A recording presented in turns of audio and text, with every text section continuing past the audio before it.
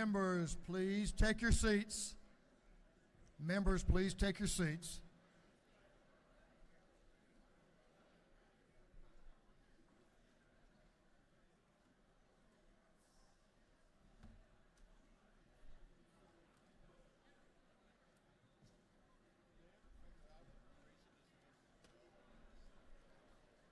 Well, good morning. Good morning. The hour for convening having arrived. All members will please take their seats. Mr. Clerk, please, sir, ring the bell.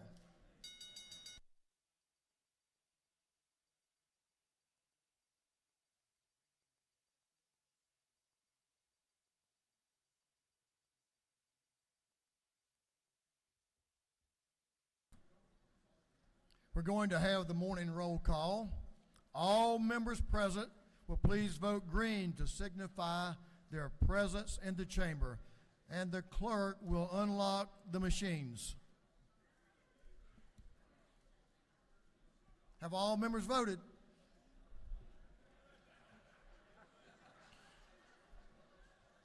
Just checking.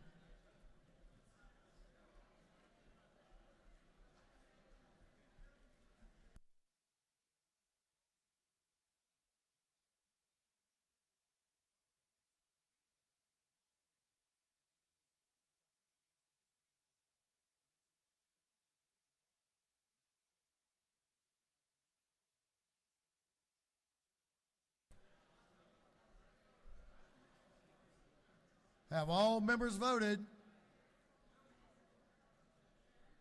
Have all members voted?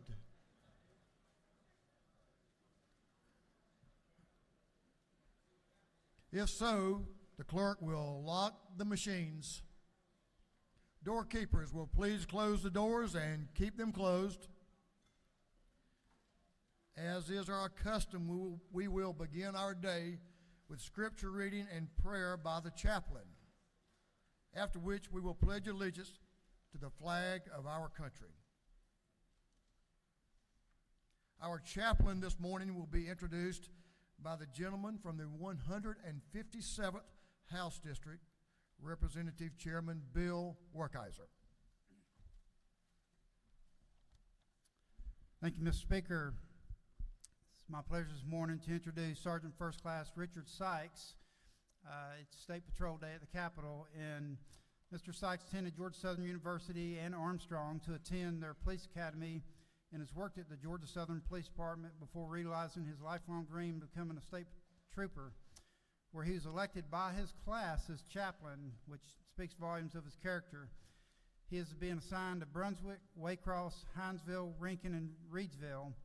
While quickly climbing through the ranks, he has served as a member of the DPS Critical Incident Support Team and the coordinator of the state's patrol peer team, which if you're on public safety, you know that provides counseling and PTSD support to officers who are involved in horrific incidents. He has served as post commander over the Nighthawk South DUI Task Force. He is currently the post commander of Statesboro, where I did my first ride-along, which all of you are invited to do. Your heart hasn't raced until you look over and you're doing 104 in South Georgia on a 2-lane black road where it's drizzling rain. Just word to your friends, if you think you can outrace these guys, you cannot. Now the good stuff. First of all, he is good friends with Speaker Burns and First Lady Dale Burns. And Speaker graciously allowed me to introduce. He said he already had his allotted day and did not use privilege to use another day. So since Richard's my constituent, but little did they know how closely we were tied. His wife basically grew up in my house because she was best friends with my daughter, and we went to church with his family and his parents, and they were very close friends, Rod and Robin, which I assume are watching online. One of the most powerful testimonies I heard was from his mother-in-law, whose husband was shot and killed in a robbery, and came to the place after many years of grace and just incredible grace to meet the guy face to face and forgive him. And so we've grown very close to their entire family. He's the father of 3 beautiful children, Carter, Kaysen, and Creed, and they all attend Pineview Baptist Church. Richard, come speak to us.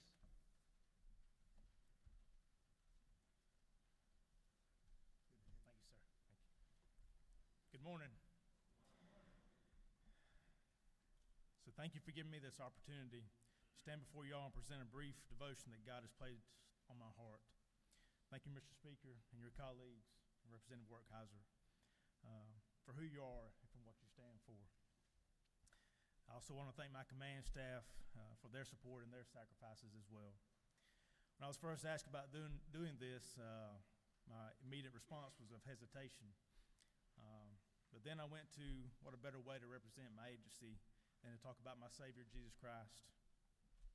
And also it helped when I saw the alligator, helped calm my nerves. I knew it was going to be a good day. I'm very humbled to be standing here before you today. I'm no means a preacher, so please don't think that. It will not hurt my feelings, though, if y'all decide to pass the offering plate afterwards. So this won't take long, but I do hope you get something out of it. If nothing else, I know that I need to hear it. I'm here by the grace of God. I've been to many places with the patrol and try to look at it as God having me there for a reason. In saying that, I will lead us into some scripture from the book of Proverbs, starting in chapter 3, verse 19 through 28. I'll read through it and then discuss a little bit. Verse 19, it says, "The Lord by wisdom founded the earth. By understanding he established the heavens. By his knowledge the depths were broken up, and clouds dropped down the dew. My son, let not them depart from your eyes. Keep sound wisdom and discretion, so they will be life to your soul and grace to your neck. Then you will walk safely in your way, and your foot will not stumble. When you lie down, you will not be afraid. Yes, you will lie down, and your sleep will be sweet. Do not be afraid of sudden terror, nor of trouble from the wicked when it comes. For the Lord will be your confidence, and will keep your foot from being caught. Do not withhold good from those whom it is due, when it is in the power of your hand to do so. Do not say to your neighbor, go and come back, and tomorrow I will give it, when you have it with you. You know, in this day and age, there's no doubt we live in trying times. In the past couple of years, I've packed my bags multiple times, just waiting for a phone call to see where the next mission would be. My kids have always looked and said, where are you going? And I said, I don't know. But I trusted God. In verse 21, it says, keep sound wisdom and discretion. As we wait for those mission orders, there are ongoing conversations during that time as to how we will carry out what has been said before us, whether that's setting up COVID medical supply transports from Atlanta to Waycross and then to Brunswick in mere hours so they can be dispersed to hospitals and places needed. Or if a phone call is made for the troops to be sent to Atlanta in a moment's notice to secure our capital and other surrounding areas from the sheer destruction and terror by those that lack wisdom and discretion. In any scenario given, we have to use wisdom and discretion, as the proverb states, so our mission can be carried out. As verse 23 says, we will walk safely in our ways and not stumble. It doesn't say it'll be easy. For in verse 25 it states, do not be afraid of sudden terror nor of trouble from the wicked when it comes. We have hope in our Lord and Savior. As verse 26 states, he will be our confidence and will keep us from being caught. What peace there is in knowing that he will take care of us. If he sets it before us, he will provide a way. We can rest in verse 24 as it states, we lie down and we will not be afraid, and our sleep will be sweet. As members of the House of Representatives, I know y'all too face many challenges to carry out your mission each and every year that is set before you. What you do here affects each and every citizen of the state of Georgia. Through the process you'll go through every year, you must keep sound wisdom and discretion as well. As troopers, we're given a lot of discretion to perform our daily duties. I feel the same is true for the representatives. We all face challenges to get our mission moved forward. But as I said before, God will always provide a way if we look to him. I really want to key in on verse 27 as it states, do not withhold good from those to whom it is due, when it is in the power of your hand to do so. One of our core beliefs for the Department of Public Safety is that of compassion. The sole reason I wanted to be a trooper was to help others in need. It was not to see how many tickets I could write. It was not to see how many people I could take to jail. It was a way for me to be a witness to those in need. Oftentimes, when we encounter others, it is possibly the worst day of their life. Every chance I get to do good for those in need, and by the grace of God I'm able to do so, I strive to do that. Now, I'm by no means perfect and don't claim to be. I fall short every day, but His mercies are new every day as well. In my role as a supervisor, I've always tried to stress to my troopers to help others when you're able to, no matter what the scenario is. As I said before, we have a lot of discretion in how we choose to use that sets us apart for the good of the cause. As verse 28 says, do not say to your neighbor, go and come back, and tomorrow I will give it when you have it with you. We must act on the issues at hand because that is often when the need is greatest. As each of you represent the 180 different districts in the state of Georgia, you're tasked with representing those districts to the best of your ability, just as troopers represent the state to the best of their ability. I cannot tell you the sheer joy I received when I found out that as the House of Representatives, y'all have a devotion. In a time where many are ashamed to be set apart because of fear of what one may say or what they may think of them, you have allowed me to share a brief devotion with you, and for that I am grateful. As I stand before you, I challenge my colleagues to keep sound wisdom and discretion in their actions. I challenge them to do good to those that are due when they're able to. I understand that most of the time it comes at a personal sacrifice to them, but as Jesus made the ultimate sacrifice for us, we too have vowed to do the same. John 15:13 says, greater love hath no man than this, than to lay his life down for his friend. I too challenge you as the House of Representatives, that as you carry out your duties in the capacity of representatives, that you do not withhold good from those whom is due, when it is in the power of your hand to do so, as verse 27 states. I know that each of you sacrificed a lot to be here, away from your families for several weeks out of the year, and then to even return home still doing your work. I personally want to thank you for those sacrifices because what you do affects my family personally. Thank you again for this opportunity to share with you all. If you'll stand, we'll have a word of prayer.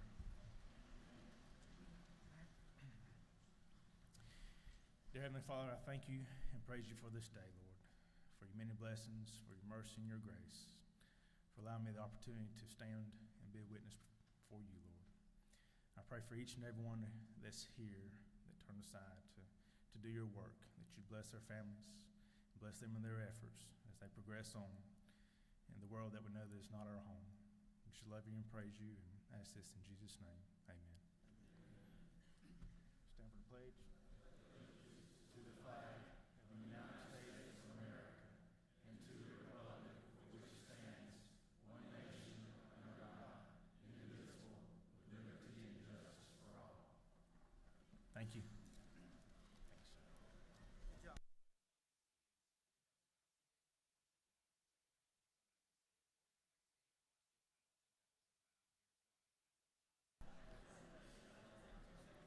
Doorkeepers will unlock the doors. Members, you may greet our chaplain, Sergeant Sykes, in the South Anteroom for a photo if you so like.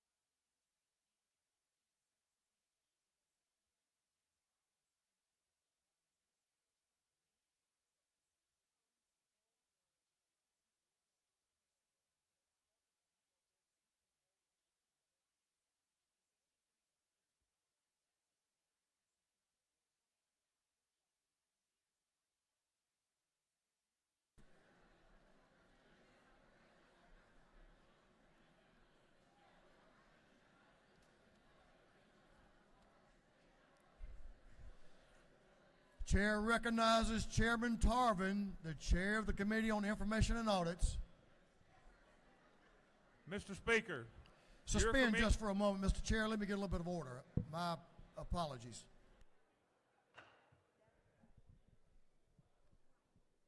This will get your day off to a good start. Chairman Tarvin. Mr. Speaker, your Committee on Information and Audits has read the journal from the previous legislative day and found it to be correct. And just something else for you to think about, if we truly believe that we can, we are halfway there already. No truer words were ever spoken, Chairman Tarvin. Thank you, and I believe. And we are almost halfway there. We're on day 15. We got a couple more. Chairman Tarvin, the chair of the Committee on Information and Audits, reports that the journal of the previous legislative day has been read and found to be correct. Is there any objection to dispense with the reading of the journal? Chair hears none. The reading of the journal is dispensed with. Is there any objection to the confirmation of the journal? The chair hears none, and the journal is confirmed. Mr. Clerk, will you read the resolution establishing the order of business for the day? Representative Administration of the 104th moves the following be established as the order of business during the first part of the period. Unanimous consents. Introduction of bills and resolutions. First reading and reference of House bills and resolutions. Second reading of bills and resolutions. Reports of standing committees. First reading and reference of Senate bills and resolutions. Morning orders. Is there any objection to the adoption of the resolution establishing the order of business for the day? Chair hears none, and the resolution is adopted. First reading of bills and resolutions. Mr. Clerk will read.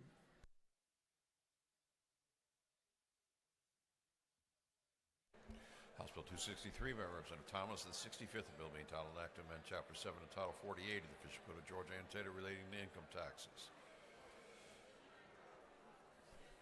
Ways and Means. House Bill 264 by Representative Smith on 138th Rhodes and 124th, Williams on 148th, Corbett on 174th, and Blackman on 146th. Bill being titled Act to Amend Code Section 48.5.311 of the Official Code of Georgia Annotated relating to creation of county boards of equalization. Ways and Means. House Bill 265 by Representative Carter, the 93rd, Kendrick, and the 95th, Moore, the 91st, and Taylor, the 92nd. Will be titled an act to amend an act provided for a supplement for the compensation, salary, expenses, and allowances of the Judge of Superior Court of Rockdale Judicial Circuit. Intragovernmental Coordination. House Bill 266 by Representative Byrd of the 20th, Mathiak of the 74th, Donahue of the 31st, Clark of the 100th, Bonner of the 73rd, and others. Bill be titled an act to amend Chapter 12 of Title 31 of the Official Code of Georgia Annotated relating to control of hazardous conditions. Public and Community Health. House Bill 267 by Representative Smith of the 18th, Corbett of the 174th, Rhodes of the 124th, Hitchens on the 61st, Evans of the 57th, and others.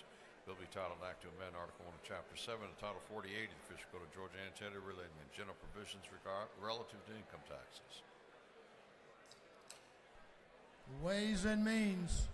House Bill 268 by Representative Corbett of the 174th, Powell of the 33rd, Ridley of the 6th, Mathis of the 149th, and Barton of the 5th. Bill be titled an act to amend Chapter 6A, Title 35 of the Official Code of Georgia Annotated relating to Criminal Justice Coordinating Council. Public Safety and Homeland Security. House Bill 269 by Representative Blackman of the 146th, Douglas of the 78th, Gaines of the 120th, Oliver of the 82nd, Roberts of the 52nd, and others. Bill be titled an act to amend Code Section 50.14.1 of the Official Code of Georgia Annotated relating to meetings open to the public. Governmental Affairs. House Bill 270 by Representative Schofield of the 63rd, Bruce of the 61st, Miller of the 62nd, and Bazemore of the 69th. Bill be titled an act to provide a homestead exemption from the City of College Park ad valorem taxes for municipal purposes. Intergovernmental Coordination. House Bill 271 by Representative Perkle, 169th, Corbett of the 174th, Lumsden of the 12th, Jaspers of the 11th, Williams of the 148th, and others. Bill be titled an act to amend Title 40 of the Official Code of Georgia Annotated relating to motor vehicles and traffic. The Judiciary. House Bill 272 by Representative Huddleston of the 72nd, Collins of the 71st, Smith of the 18th, and Smith of the 70th. Bill being titled an act to authorize the municipal court of the city of Carrollton to charge a technology fee. Intergovernmental coordination. House Bill 273 by Representative Deloach of the 167th, Townsend of the 179th, Williams of the 168th, and Petrie of the 166th. Bill be titled an act to amend Article 1 of Chapter 2 of Title 12 of the Official Code of Georgia Annotated relating to general provisions relevant to the Department of Natural Resources. Natural Resources and Environment. House Bill 274 by Representative Jones of the 60th, Scott of the 76th, Davis of the 87th, and Gladney of the 130th. Bill be titled an act to amend Chapter 4 of Title 1 of the Official Code of Georgia Annotated relating to holidays and observances.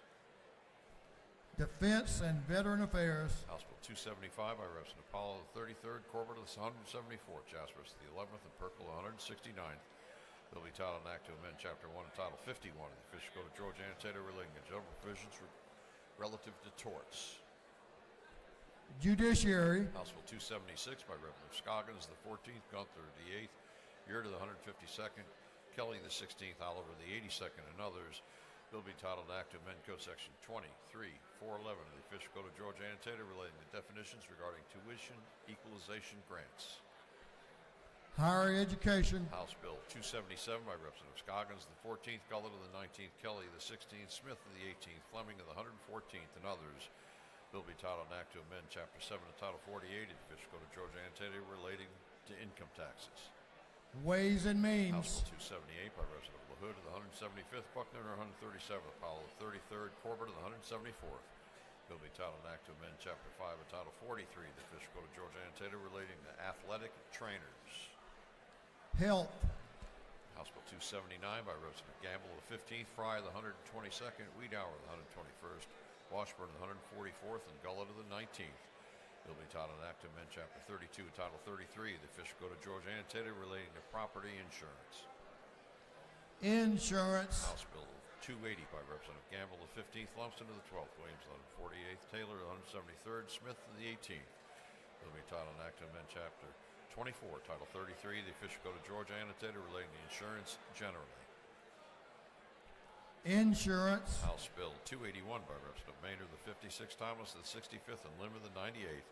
Bill be titled an act to amend Article 1 of Chapter 81 of Title 36 of the Official Code of Georgia Annotated relating to local government budgets and audits.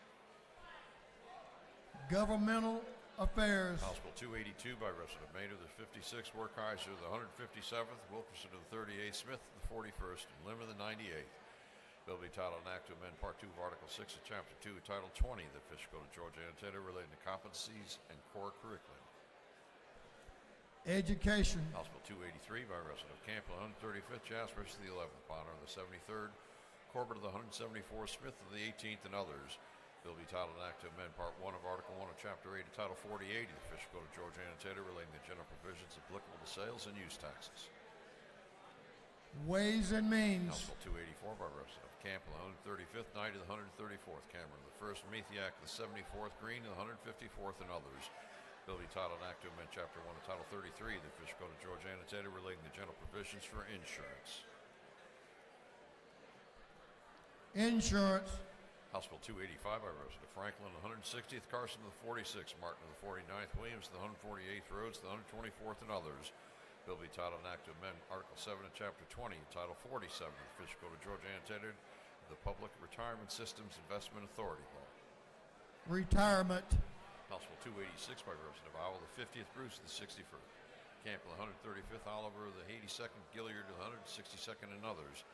Bill be titled an act to amend Chapter 20E of Title 33 of the Official Code of Georgia Annotated, the Surprise Bill and Consumer Protection Act. Insurance. House Bill 287 by Representative Thomas of the 65th, Schofield of the 63rd, and Marin of the 96th. Bill be titled an act to amend Chapter 2 of Title 26 of the Official Code of Georgia Annotated relating to standards, labeling, and adulteration of food. Agriculture and Consumer Affairs. House Resolution 125 by Representative Bernal of the 77th, Scott of the 76th, Jones of the 60th, Douglas the 78th, and Neal of the 79th. A resolution recognizing Dr. Barbara Pulley and dedicating a road in her honor. Transportation. Senate Bill 1 by Senator Donna Sell of the 27th, Gooch of the 51st, Anna Duarte of the 31st, Kennedy of the 18th, Moore of the 53rd, and others. Bill be titled an act to amend Chapter 1 of Title 50 of the Official Code of Georgia Annotated relating to general provisions regarding state government. Public and Community Health. Senate Bill 26 by Senator Donizell of the 27th, Gideon of the 47th, Goodman of the 8th, Walker of the 20th, Hickman of the 4th, and others. Bill be titled an act to amend Title 50 of the Official Code of Georgia annotated relating to state government. Governmental Affairs. Senate Bill 36 by Senator Robertson of the 29th, Albers of the 56th, Kirkpatrick of the 32nd, Eccles of the 49th, Hatchett of the 50th, and others. Bill be titled an act to amend Code Section 16, 6, 13 of the Official Code of Georgia annotated relating to penalties for violating Code Section 16.6.9 through 16.6.12. Judiciary Non-Civil. Senate Bill 37 by Senator Robertson of the 29th, Albers of the 56th, Hatchett of the 50th, Summers of the 13th, Kirkpatrick of the 32nd, and others. Bill be titled an act to amend Article 1 of Chapter 16 to Title 15 of the Official Code of Georgia annotated relating to general provisions regarding sheriffs. Public Safety and Homeland Security. That completes first readers.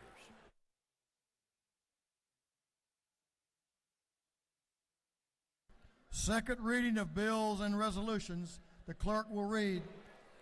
House Bill 240 by Representative Green of the 154th, a bill to authorize the assessment and collection of a technology fee by the Probate Court of Clay County. House Bill 241 by Representative McLean of the 109th, Jones of the 60th, Alexander of the 66th, Glaze of the 67th, Cummings of the 39th, and others. A bill relating to minimum wage law. House Bill 242 by Representative Hitchens of the 161st, Stevens of the 164th, Petrie of the 166th, Lumsden of the 12th, Powell of the 33rd. A bill relating to the Georgia Drivers Education Commission. House Bill 243 by Representative Smith of the 70th, Collins of the 71st, Smith of the 18th, Jenkins of the 136th, Huddleston of the 72nd, and others. A bill relating to the number of judges of superior courts. House Bill 244 by Representative Petrie of the 166th, Rhodes of the 124th, Deloach of the 167th, Sains of the 180th, Townsend of the 179th, and others. A bill relating to general provisions relative to game and fish. House Bill 245 by Representative Evans of the 57th, McLean of the 109th, Park of the 107th, Marin of the 96th, Carter of the 93rd, and others. A bill relating to minimum wage law. House Bill 246 by Representative Momtahan of the 17th, Parsons of the 44th, Dickey of the 145th, Tarvin of the 2nd, Burkle of the 169th, and others. A bill relating to conveyances. House Bill 247 by Representative Hawkins of the 27th, Bonner of the 73rd, Clark of the 100th, Williams of the 168th, Thomas of the 21st, and others.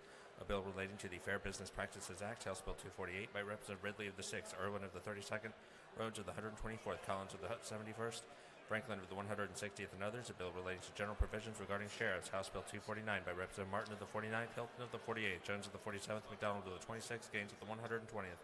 A bill relating to the needs-based financial aid program. House Bill 250 by Representative Sains of the 180th, Hitchens of the 161st, Kelly of the 16th, Townsend of the 179th, Mathiek of the 74th. A bill relating to civil practices.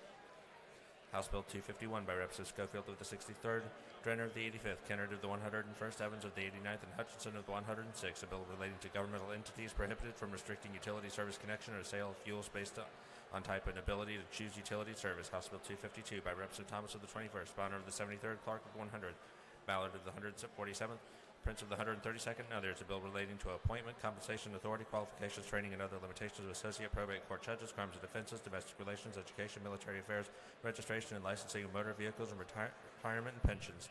House Bill 253 by Representative Montana of the 17th, Kelly of the 16th, Seaball of the 34th, Tarvin of the 2nd, McCollum of the 30th, and others. A bill relating to crimes and offenses. House Bill 254 by Representative Jenkins of the 136th, Cannon of the 172nd, Perkle of the 169th, Horner of the 3rd, Lott of the 131st. A bill relating to requirements of an official legal organ. House Bill 255 by Representative Corbett of the 174th. A bill to amend an act providing the election of Board of Members of the Board of Education of Brantley County. House Bill 256 by Representative Schofield of the 63rd, Green of the 154th, Carter of the 93rd, Marin of the 96th, and Bonner of the 73rd. A bill relating to prohibition of age discrimination in employment. House Bill 257 by Representative Schofield of the 63rd, Davis of the 87th, Scott of the 76th, Hutchinson of the 106th, Hughley of the 141st. Bill relating to general provisions regarding health. House Bill 258 by Representative Schofield of the 63rd, Davis of the 87th, Scott of the 76th, Hutchinson of the 106th, Buckner of the 137th. A bill relating to food, drugs, and cosmetics. House Bill 259 by Representative Schofield of the 63rd, Beverly of the 143rd, Scott of the 76th, Davis of the 87th, Mitchell of the 88th. A bill relating to general contracting provisions for the Department of Transportation. House Bill 260 by Representative Schofield of the 63rd, Davis of the 87th, Mitchell of the 88th, Gilliard of the 162nd, Thomas of the 65th. A bill relating to conservation and natural resources. House Bill 261 by Representative Lewis Ward of the 115th, McLean of the 109th, Bennett of the 94th. A bill relating to labor and industrial relations. House Bill 262 by Representative Lewis Ward of the 115th, Beverly of the 143rd, Jackson of the 120th, and Gilliard of the 162nd. A bill relating to agriculture.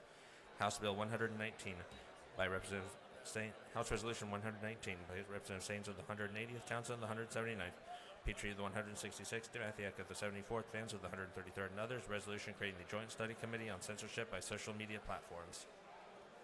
House Resolution 120 by Representative Mitchell of the 88th, Burnell of the 77th, Taylor of the 92nd, Adenia of the 110th, Glaze of the 67th, and others. Resolution urging the Congress to enact legislation to repeal the government pension offset and windfall elimination provision for the Social Security Act and for President Joe Biden to sign that legislation into law. 3 second readers.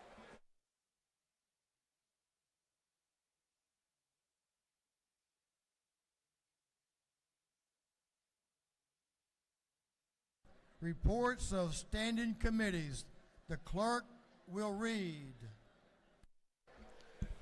Representative Robert Dickey, the 145th District Chairman of the Committee on Agriculture and Consumer Affairs, submitted the following report. Mr. Speaker, your Committee on Agriculture and Consumer Affairs, under consideration the following bills of the House, instructed me to report the same back to the House, the following recommendations. House Bill 33 do pass. House Bill 132 do pass. Respectfully submitted, Robert Dickey, the 145th District Chairman. Representative Don Parsons, the 44th District Chairman of the Committee on Energy, Utilities, and Telecommunications, submitted the following report. Mr. Speaker, Committee on Energy, Utilities, and Telecommunications set under consideration following bills of the House. Instructed me to report the same back to the House, the following recommendations. House Bill 92 do pass. House Bill 73 do pass by committee. Substitute respectfully submitted, Representative Don Parsons, the 44th District Chairman. Representative Sharon Cooper, the 45th District Chairman of the Committee on Public Health, submitted the following report. Mr. Speaker, the Committee on Public Health is under consideration following bills and resolutions of the House. Instructed me to report the same back to the House, the following recommendations. House Bill 129 do pass. House Bill 143 do pass. House Resolution 95 do pass. Respectfully submitted, Representative Sharon Cooper, the 45th District Chairman. Representative Alan Powell, the 33rd District Chairman of the Committee on Regulated Industries, submitted the following report. Mr. Speaker, your Committee on Regulated Industries had in consideration the following bills of the House. Instructed me to report the same back to the House, the following recommendations. House Bill 76 do pass. House Bill 155 do pass. Respectfully submitted, Representative Alan Powell, the 33rd District Chairman. That completes the reading of the reports of standing committees.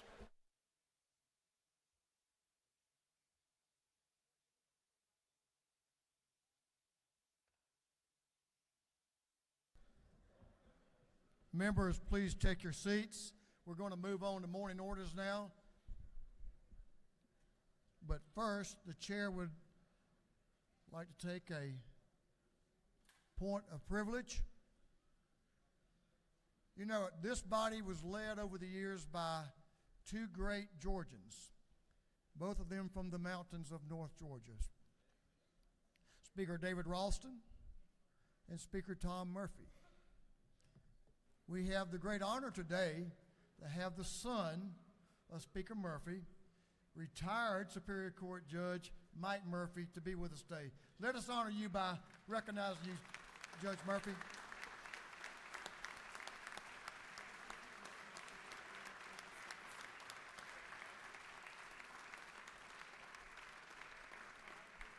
We thank you for your service to our state and to your family's service to our state by supporting your dad. Thank you for being with us.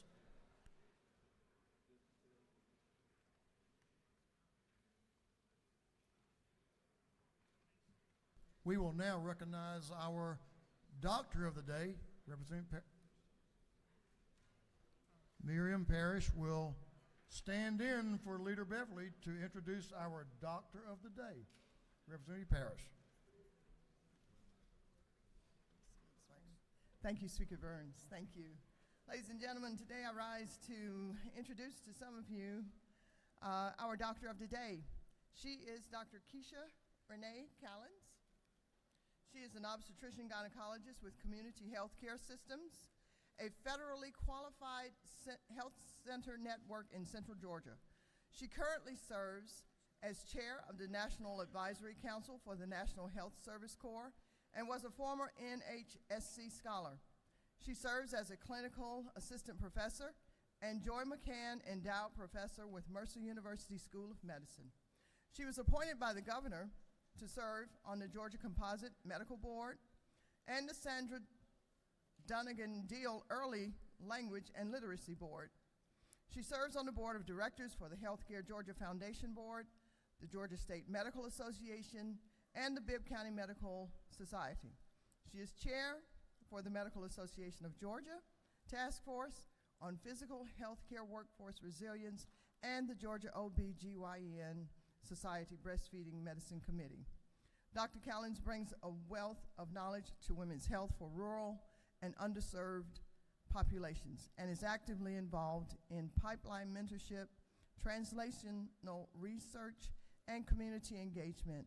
Her personal mission statement is, "You may not be able to change the world, but you can change the world of everyone with whom you interact."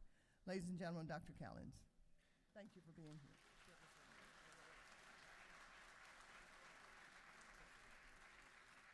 Good morning, everyone. It's such an honor or privilege to be able to be of service to you today. If you are a male and you come to the station today, I may have a little bit of trouble taking care of you since I'm an OBGYN, but I will do my best. And we have Nurse Julia Mack on standby, so between the both of us, we can figure it out. It's such a pleasure to be here today. It's Physicians Day at the Capitol, so I'm among friends. And you know, of all the things that were read in the bio, the thing that I think is most important for you to know is that I have an 18-year-old and a 14-year-old, and those are the two hardest jobs that I've ever had. So with that, I just wanted to borrow some words from our former Surgeon General, David Satcher, Dr. David Satcher, and I'm personalizing this quote for you.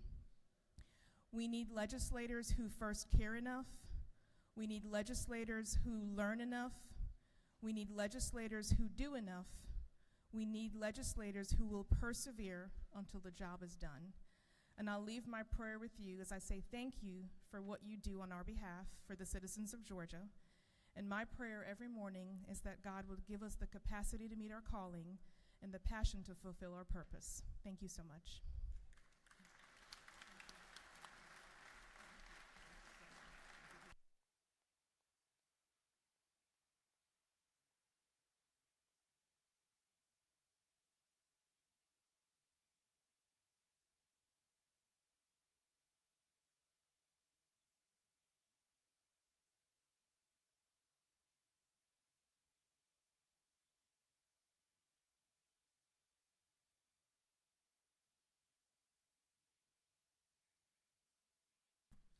We certainly are always blessed to have great physicians from around our state to be with us. And thank you, Doctor. We appreciate you being here.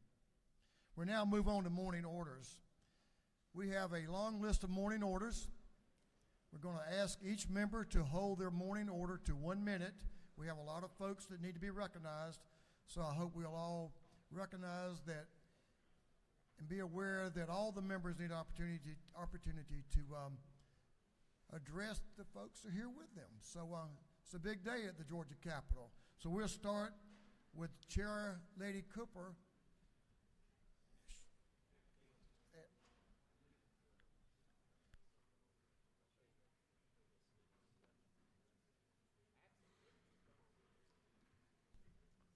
Chair Lady Cooper. She's in, we'll skip right on over her then since she's having a meeting in the back of the room. We'll move on to morning orders with Chairman Gerald Green. Dean Green, would you start us off with a morning order? And Chair Lady Houston, if you will join him. Thank you, Mr. Speaker. This morning we are happy to have in the balcony many wonderful groups. One of these individual groups is from Bruton Parker College. Former State Representative Roger Byrd, now the professor there, is in the balcony with his group. And Jacob Shield is with Speaker Burns' office. He is from England, and he is serving part of that time here at the state capitol. And as part of my other introduction, I'd like to introduce you to Chairman Penny Houston, who will talk about communities in school. Thank you. It is so good to have communities in schools here at the Capitol today. They are making a difference in the lives of Georgia students all over. I had a resolution to read, but I'm afraid it'd take me longer than a minute to tell everything that that communities and schools are doing. So I'll just give y'all a little highlight. If you don't have a communities and schools in your county, you need one, because communities and schools of the children that they aid, 90% of the students aided by communities and schools graduate. 76% of students improve their attendance problem, and it improves their, and then 97% of high school students stay in school if you're aided by communities in schools. So if you don't have a communities in schools, please see about getting one. And if you meet any of these nice people here today, please thank them for what they're doing to make Georgia students have a better life. If all the people with communities in schools would stand up, we would like to recognize you. Thank you, thank you, thank you. Thank you, Mr. Speaker. Thank you, Community and Schools. We appreciate the great work you're doing for Georgians. Representative Seabaugh is recognized for a morning order. Thank you, Mr. Speaker. Point of privilege, I knew my high school alma mater was going to be in the room, but I did not know my elementary school Hickory Hill Dragon was going to be in the room. So thank you, Mr. Speaker, for surprising me with that. You're welcome. Colleagues, I rise today to recognize the 2022 Georgia High School School Association 7A Boys and Girls Cross Country State Champions for Marietta High School. These young men and women of my alma mater have carried on a tradition of excellence with equal emphasis on character and academics. The phenomenal performance of these two teams are a clear indication of the outstanding athletic ability, dedication, hard work, and unity of purpose of each of them. I want to congratulate Marietta School Superintendent Grant Rivera and head coach Jack Coleman, who are with us today. Also coaches Rihanna Reed, Yolanda Payton, Jonathan Gamble, and a coach that coached my kids in middle school, Dave Rathenscraft, is with us today. My friends, there are more than 530 high school students in the state of Georgia, a small percentage of whom can proclaim the title of high school state champion.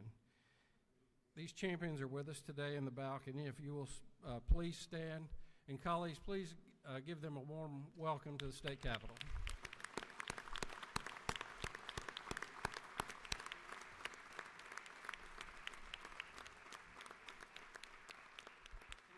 Thank you, Mr. Speaker. I yield the will.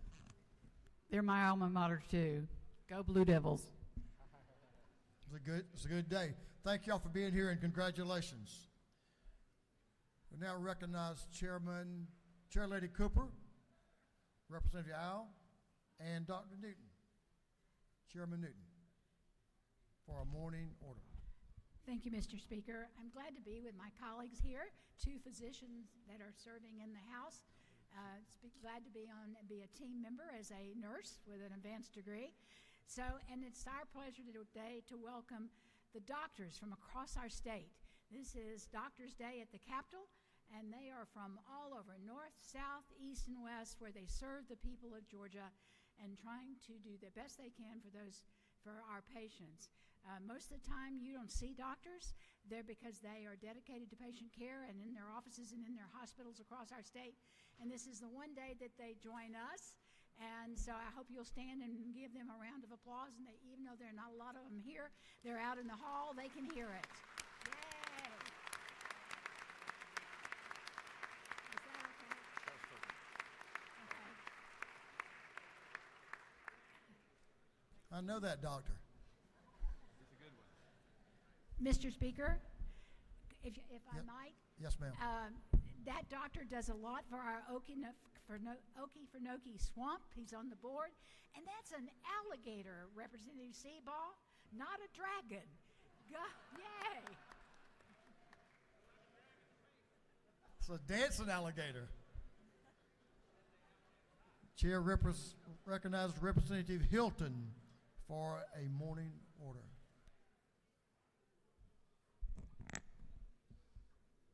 Thank you, Mr. Speaker. We rise to recognize a group that's joined us today, the Conservative Policy Leadership Institute. CPLI is a training initiative designed to position Georgia to lead the nation in governance based on conservative principles and values. Founded by alumni from the Coverdell Leadership Institute, CPLI recruits public policy-oriented individuals who have demonstrated leadership experience and desire to advance solutions grounded in conservative thought. Not sure they made it into the gallery, but want to recognize CPLI this morning. Thank you. Thank you, Representative. Chair now recognizes Representative Frazier, Representative Williams, Representative Higley, and Chairman Parrish for a very special morning order. Y'all want to hear this one? Listen up. Thank you, Joined by a Mr. lot of other Speaker. friends and supporters. Thank you, Mr. Speaker.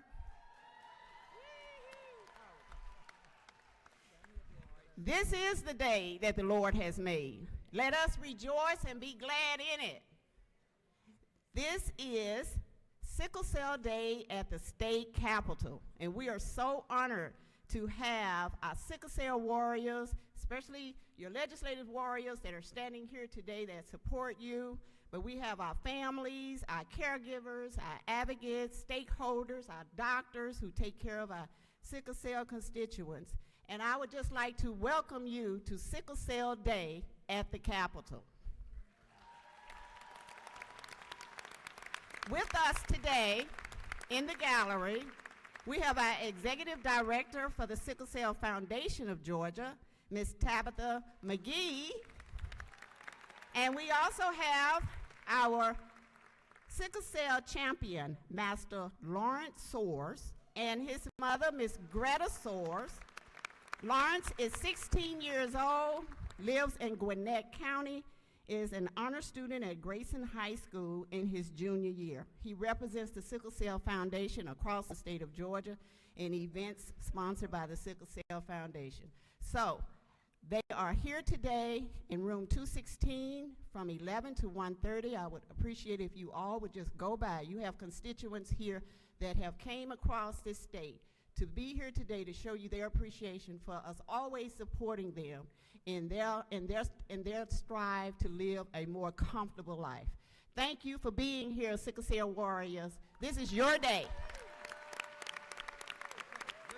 Thank you, Mr. Speaker. Thank you, Representative, and welcome, Sickle Cell Warriors. Chair now recognizes Representative Jasmine Clark and Representative Hutchinson for a morning order.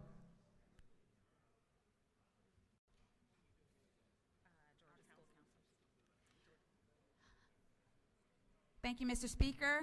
Good morning, colleagues. Please join me in welcoming the Georgia School Counselors Association this morning, who are joining us in the gallery in the halls of the Capitol as we celebrate National School Counselors Week. The Georgia School Counselors Association supports school counselors in Georgia as they promote student success through improving student academic, career, and social-emotional development. Our counselors are here today, including President Laura Ross, whom I've also had the privilege of inviting to speak in the well as well. Would you please stand if y'all are here? I don't know if they made it into the gallery. Oh yes, great, they're here.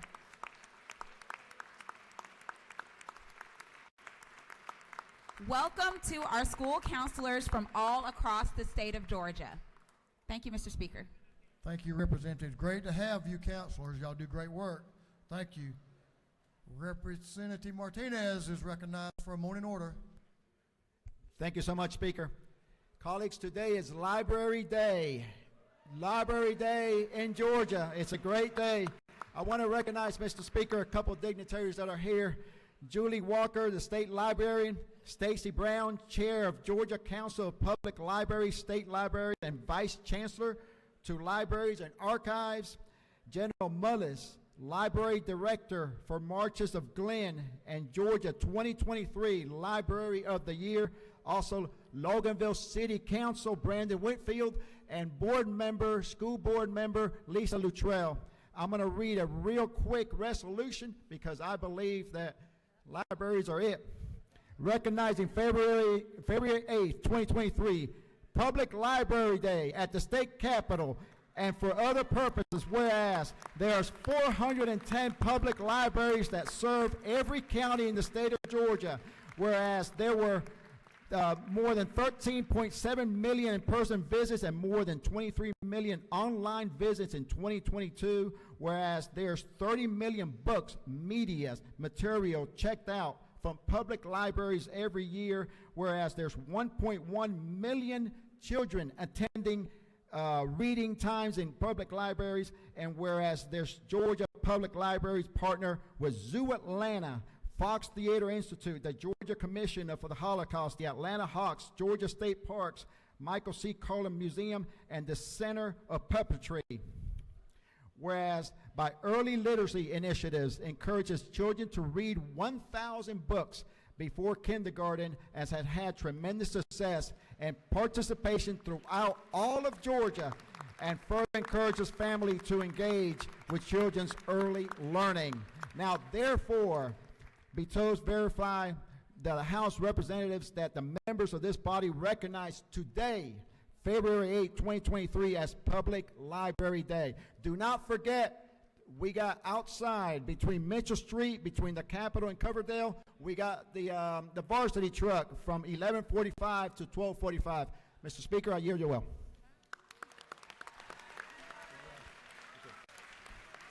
Representative Martinez, you know what that red light means? It means to go, right? Thank you, libraries. That's a lot of books. That's a lot of books. Thank you for what y'all do for our young people and all the citizens of Georgia. And thank you for being here today. Representative Townsend is recognized for a morning order. Thank you, Mr. Speaker. Thank you, Representative Martinez, for the shout out to the Georgia Library Association. This is a special recognition for the Marshes of Glen libraries. Please stand up. I want to congratulate the head person, Jerry Mullis, also Anna Trapp, Denise Rokowicz, and Ben Bryson. These guys are the all-star team from Brunswick, Georgia, for being the Library of the Year. 2022 Library of the Year. Let's give them a round of applause. These guys are above and beyond with children's programs, early literacy, and also they actually work on workforce development too. It's important to everybody in the state, and these guys are trendsetters in the state. So again, Marshes of Glen, thank you for what you do, and Jerry and your team, thank you. Mr. Speaker, I yield the well. Thank you, sir. Chairman Carpenter. Yes, sir. I'll make it quick. You got it, sir. Come on. You're recognized for a morning order. Chairman Casey Carpenter. Well, it's a big day in economic development in the state of Georgia. I'm here to announce the opening of the Athena Studios down in Athens, Georgia. $60 million investment on 45 acres down in Athens. To me, the biggest part of this film industry is watching it grow outside of the metro area, and this project here will be something I hope that echoes across the state, that there is opportunity for all areas of Georgia in film. And the really unique piece in this studio is also how it involves the actual University of Georgia from a workforce development and standpoint. It's really going to be a great project, and I know the legislators from the area are super excited to see it underway. 350,000 square foot of investment from Georgians into film. Thank you. I yield the well. Thank you, Mr. Chairman, for your leadership in that area, and thank you for demonstrating how to stay on time. Thank you so much. Chair Lynn Smith is recognized for morning order. Thank you, Mr. Speaker. Good morning, colleagues. First of all, we have the youth leadership from Coweta County, Noonan Leadership, and our delegation. If y'all will stand, I didn't know when I'd get my time up here, but Mandisha, come forward. But please stand and let us recognize you over there.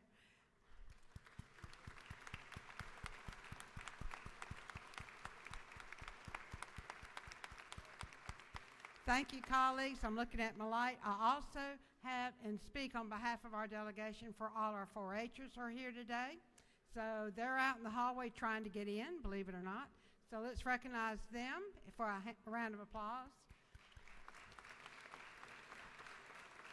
And then personally and finally, please look in your trash cans, pull this folder out, open it up, and get your free park pass for all of Georgia's parks. They're near you, you're going to love them, and they're there for you and your constituents. Thank you. Best parks in the whole United States of America. No doubt. Thank you, Chair Lady.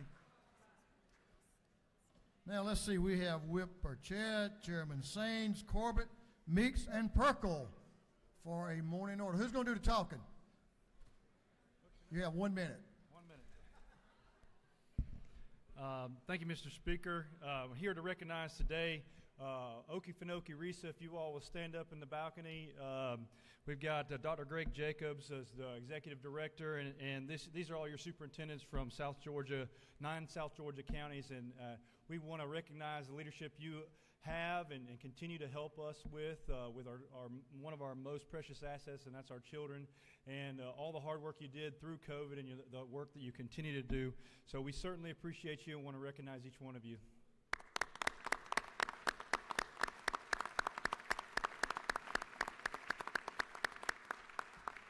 Thank you, Mr. Speaker. I yield the well. Thank you all for being with us today. We appreciate the work you do with our children. Thank you so much.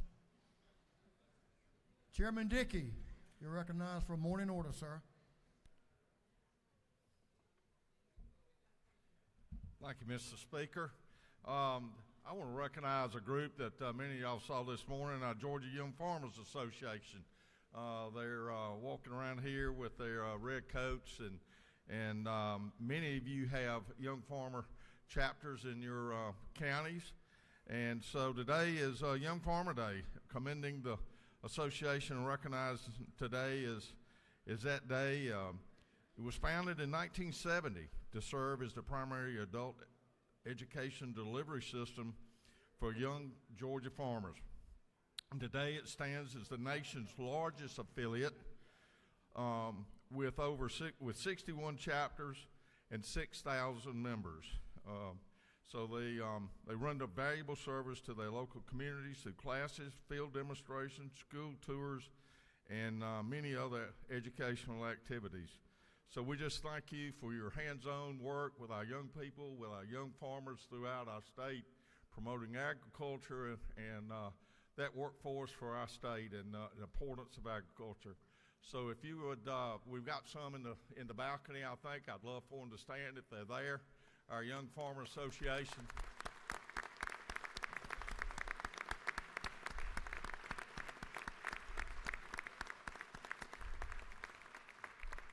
Well, thank you, and I hope many of you members had their biscuits. Representative Williams, they didn't have the bologna out there; they had the chicken. So, thank y'all. Thank you, Mr. Chairman, and welcome, young farmers. Glad to see you every year. Chairman Chokas, morning order. Thank you, Mr. Speaker. Along that same line, I have members of the FFA, the Sumter County FFA Advisory Group, and Sumter County Young Farmers, Phil Gentry and Brett Morgan. Please stand up if y'all are in the balcony. Also from Marion County, the same organization, the FFA Advisor, and also Young Farmers. John Hagan, where are you, John? Yo, stand up. Robbie Zimmerman and Amanda Macon, Amanda Macon, as well as the students that are future farmers. Y'all all stand up so we can welcome y'all. Yeah.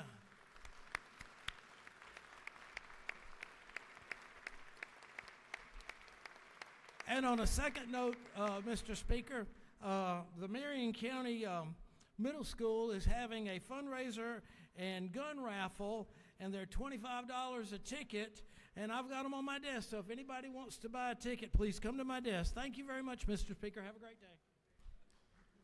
Thank you, Mr. Chairman. Chair recognizes Chair Taylor, Darlene Taylor, Chair Corbett, and Chairman Whip Burchett. Who else? Thank you, Mr. Speaker. And Chairman Newton, excuse me. Okay. Thank you, everybody. This is a great day today. I didn't know we had so many people here today, but this is Okefenokee Swamp Day, and in our gallery we have the alligators in the house. Yay! Georgia has been blessed with unrivaled beauty in the Okefenokee Swamp. It's the largest blackwater wetland in North America. And the Okefenokee is recognized as one of Georgia's 7 natural wonders. And the natural area is something we should all be proud of. It's one of very few in the world. Today we have in the gallery Michael Luss, the Okefenokee National Wildlife Manager, Allie Ayler in the alligator costume, Bishop Dr. Michael Angelo James. He's the mayor of Waycross. It's very, very important. If y'all want to meet with them, they're going to be in the mezzanine today, and this evening they will be at the Georgia Terrace. Please welcome Okefenokee folks.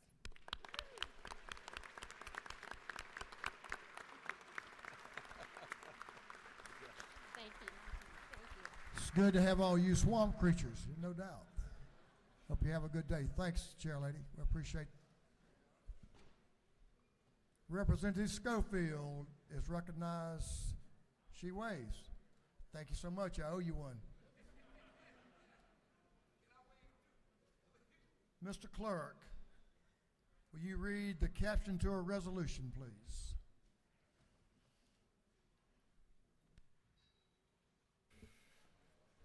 House Resolution 115 by Representative Jaspers, the 11th, Smith, the 139th, Wilkerson, the 38th, Dickey, the 145th, and Parsons, the 44th. A resolution commending the University of Georgia 4-H program and Ms. Venja Gunjal, Mrs.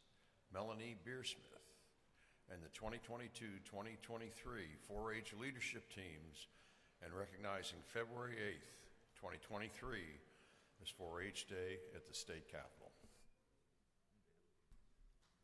Thank you, Mr. Clerk. Chair now recognizes Chairman Rick Jaspers, who knows a little bit about 4-H. Chairman Jaspers. Thank you, Speaker Burns and Clerk, for reading the resolution. You know, members, we're here today with a lot of other folks, but for me, it's to recognize a great program in our state, the Georgia 4-H program.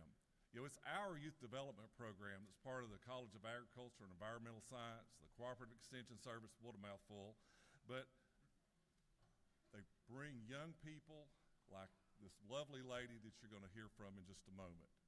They work across the state in all 159 of our counties. People like myself and Chairman of the Rules Committee, Chairman Smith, and I were extension agents and worked with these great young people. And it's just a very rewarding job for folks like me. You know, I got this tie back in the 80s from one of my volunteer leaders, and who is their backbone of this 4-H program. There's a lot of people in green. You know, we've got a neat lunch today. You've got this thing in your thing. If the name isn't right, it's okay. Then we're putting them out. They didn't get it right. There's a luncheon at the depot that you're certainly welcome to find your 4-H'er, and a great magazine that you'll see how the effectiveness they have across the state and all the different things they do. You know, this past year, 150,000 young people were part of 4-H. And I was going to recognize a couple of folks. Of course, we have Dean of the College of Agriculture and Environmental Science, Nick Place, right here. Lori Parrott Johnson, who is the over the Cooperative Extension Service. But for me, I want to recognize the new 4-H lady. Now, that's what I call, she's got a fancy title, y'all, but I call her the 4-H lady because that's going to be her job in her future, is to be the leader of 4-H, and Melanie Byersmith right there. We appreciate you, Melanie.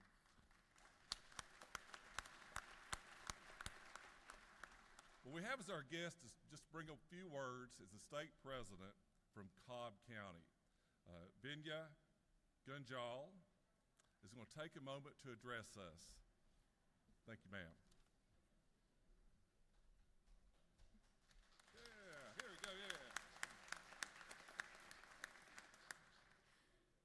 Speaker Burns, Majority Leader F. Stratton, Minority Leader Beverly, Honorable Ladies and Gentlemen of the House, guests, 4-H'ers, and staff, good morning. My name is Venja Gunjal, and I'm an 11th grade student in the STEM Magnet program at Cobb County and Wheeler High School, Georgia. I'm honored to serve as this year's State 4-H President and speak to you on behalf of over 152,000 4-H'ers across Georgia. 4-H has been a driving force in helping me explore my passion for science since I gave my 5th grade presentation on wind power. 7 years later, I continue to learn more about STEM through Georgia 4-H.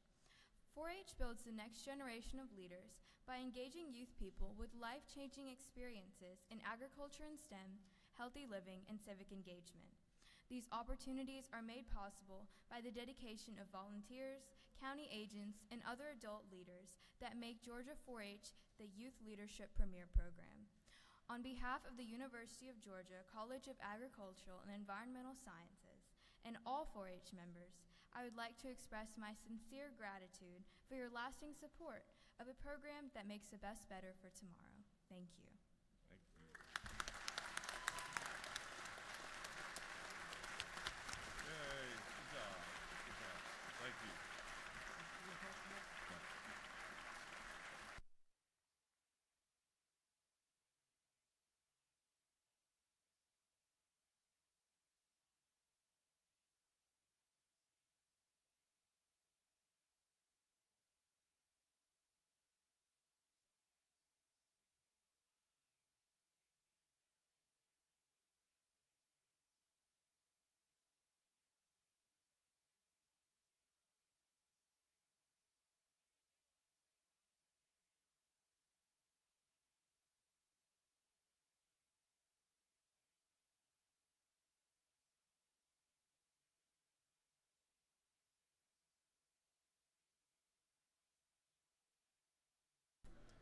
What a great program for developing our young people in the state. Should I repeat what you said, Chairman Gunther?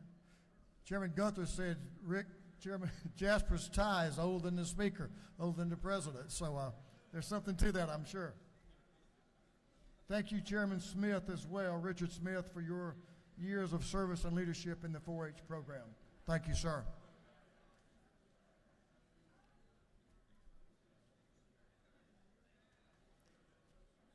Mr. Clerk, we have another resolution. It's brought to us by Representative Houston Gaines. Mr. Clerk, will you read the caption to the resolution? House Resolution 108 by Representative Gaines, the 120th, Burns, the 159th, Jones, the 47th, Hitchens, the 161st, Collins, the 71st, and others. A resolution recognizing February 8th, 2023 is Law Enforcement Appreciation Day at the Capitol and commending law enforcement officers in Georgia. Thank you, Mr. Clerk. Members of the House, can I have your attention, please? Another important resolution.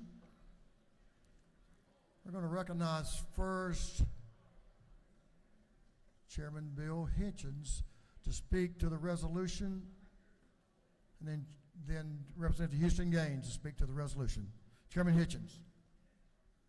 Thank you very much, Mr. Speaker. As everybody that's in this room probably knows, today is Law Enforcement Day at the state capitol.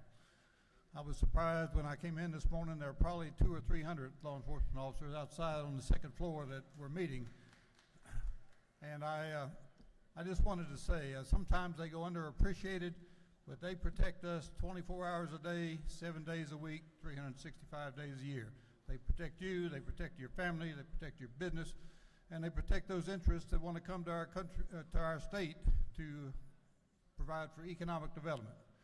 And I just, as I said previously, they're often underrepresented. I spent 43 years in law enforcement, and many of you know that I was a state trooper. During that time, we lost 15 who were killed in action, 2 when I was the commissioner, and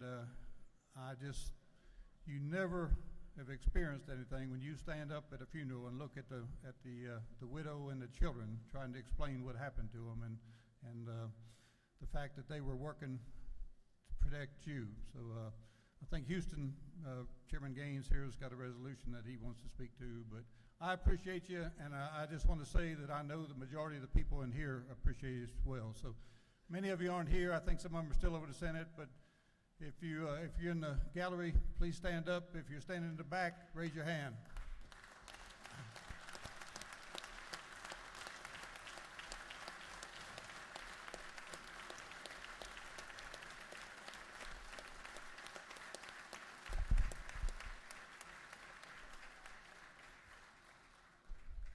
Thank you, Chairman Hitchens, and thank you, Mr. Speaker.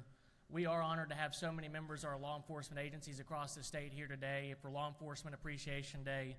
The Speaker, Chairman Hitchens, and many members up here signed a resolution honoring you for the work that you do every single day, putting your lives at risk. Several members, myself included, had the opportunity this past weekend to do a ride-along with the Crime Suppression Unit with the State Patrol Saturday night in Atlanta and saw firsthand the work that you do, putting your lives on the line. I want to thank Lieutenant Charles Chapeau, who took me around Saturday night, kept me alive. Thank you, Lieutenant, and the great work that you do. I also want to recognize my sheriff, Janice Mangum, and we have representatives from the GBI, DNR, and State Patrol, along with Sheriff Mangum here up front. But thank you all so much for the work that you do. We appreciate you so much. Thank you, Mr. Speaker.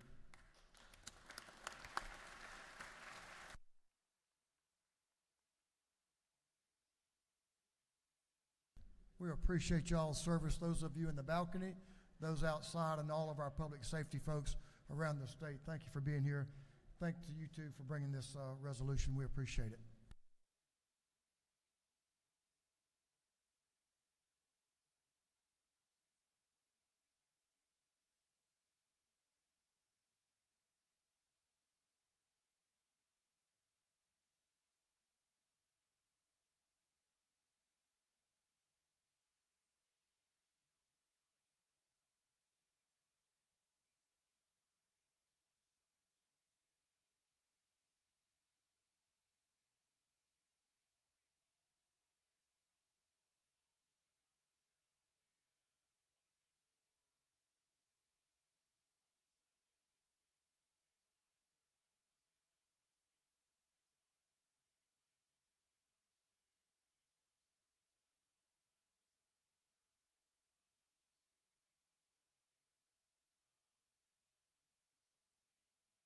Mr. Clerk, will you ring the bell, let everyone know that we're getting ready to move on to the rules calendar. Thank you for your patience and your attention this morning, members. Some important opportunities to honor Georgians this morning. Mr. Clerk, will you ring the bell?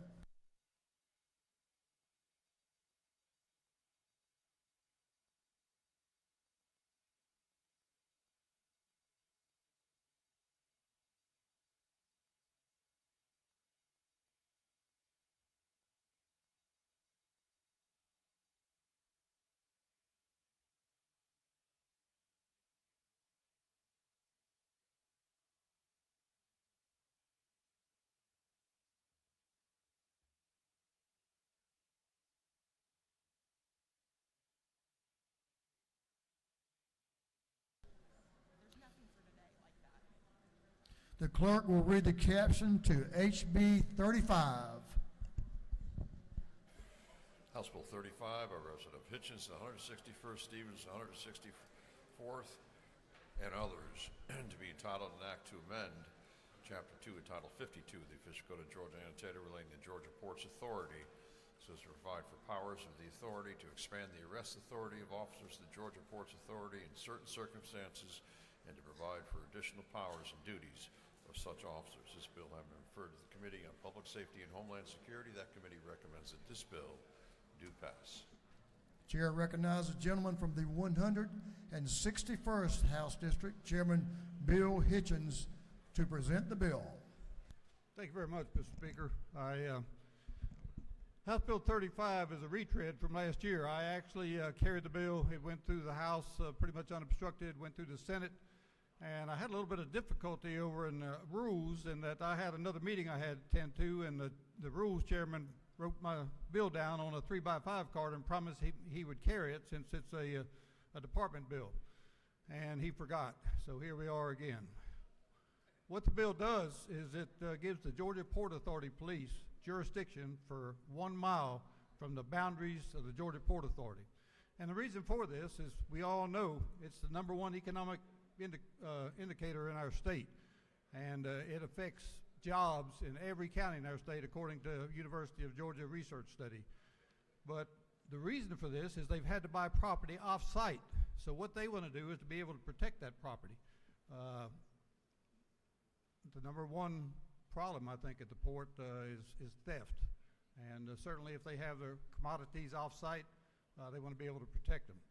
But it gives them full jurisdiction when they leave to where they get to their property, and they can make traffic stops, they can deal with criminal activities, and you know, it's in my district, and I know full well in two of the areas, Port Wentworth and Garden City, where the overwhelming majority of the activity occurs in the container port. The traffic volume is so heavy. If you drive up and down I-16, you see all the trucks. Most of those trucks are headed to the Georgia port. 15,000 of them transit that port every day. Garden City and Port Wentworth are two small municipalities right outside the port. They have small police departments. They have 3, 4, 5 people working at a time. The Georgia Port Authority has 190 police officers, most of whom at some time in their career have been local law enforcement officers and have progressed up because it's a relatively good paying job. They have great benefits in retirement.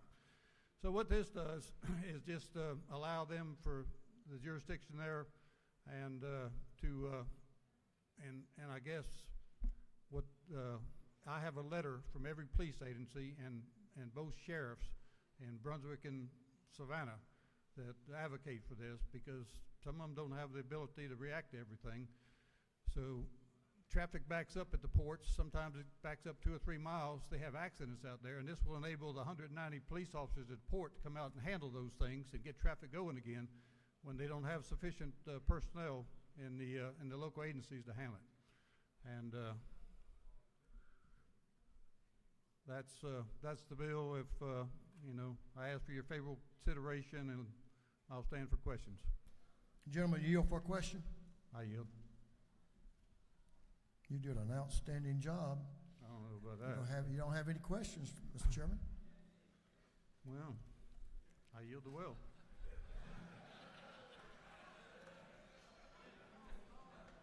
We have a couple of members who would like to speak to the bill. Representative Rees. Representative Rees, come on down and you can speak to the bill. Representative Rees is recognized to speak to HB 35. Thank you, Mr. Speaker. House colleagues, this bill will provide additional security at a point of critical infrastructure in Georgia, our Georgia port. There are a lot of valuable assets there, and this bill will help it from ever becoming a soft target that's attractive to people who want to do harm to our critical infrastructure. There are analogies across the state of police and public entities or nonprofits such as campus police, to some extent railroads, and of course public universities having police presence. So this bill is precedent under Georgia law. Just last year there was an effort that Representative Maynor led to have historically black colleges and universities have additional campus security, and that bill passed here 150 to 8. So I applaud Chairman Hitchens and others who've worked on this bill to make our critical infrastructure safer at the port of Savannah, which is something that sets Georgia apart from most states, and we need to keep it safe. Thank you, Mr. Speaker. Thank you, Representative. We have a couple of questions. I think this next speaker could probably answer anything that you have a question about. Chair now recognizes Representative Al Williams to speak to the bill.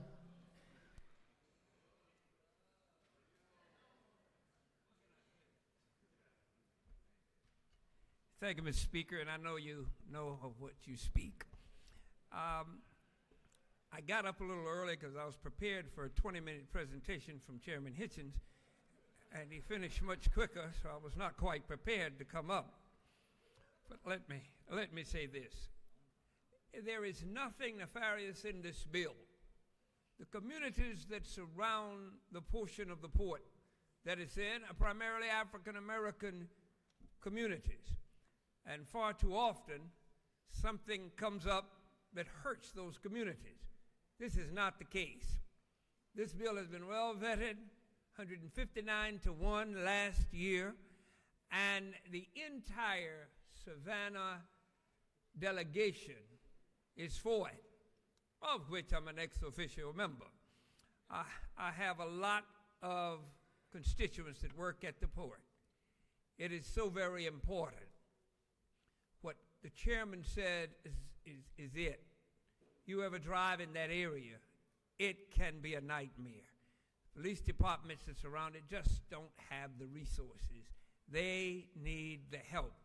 And don't worry about the part about discretion to arrest.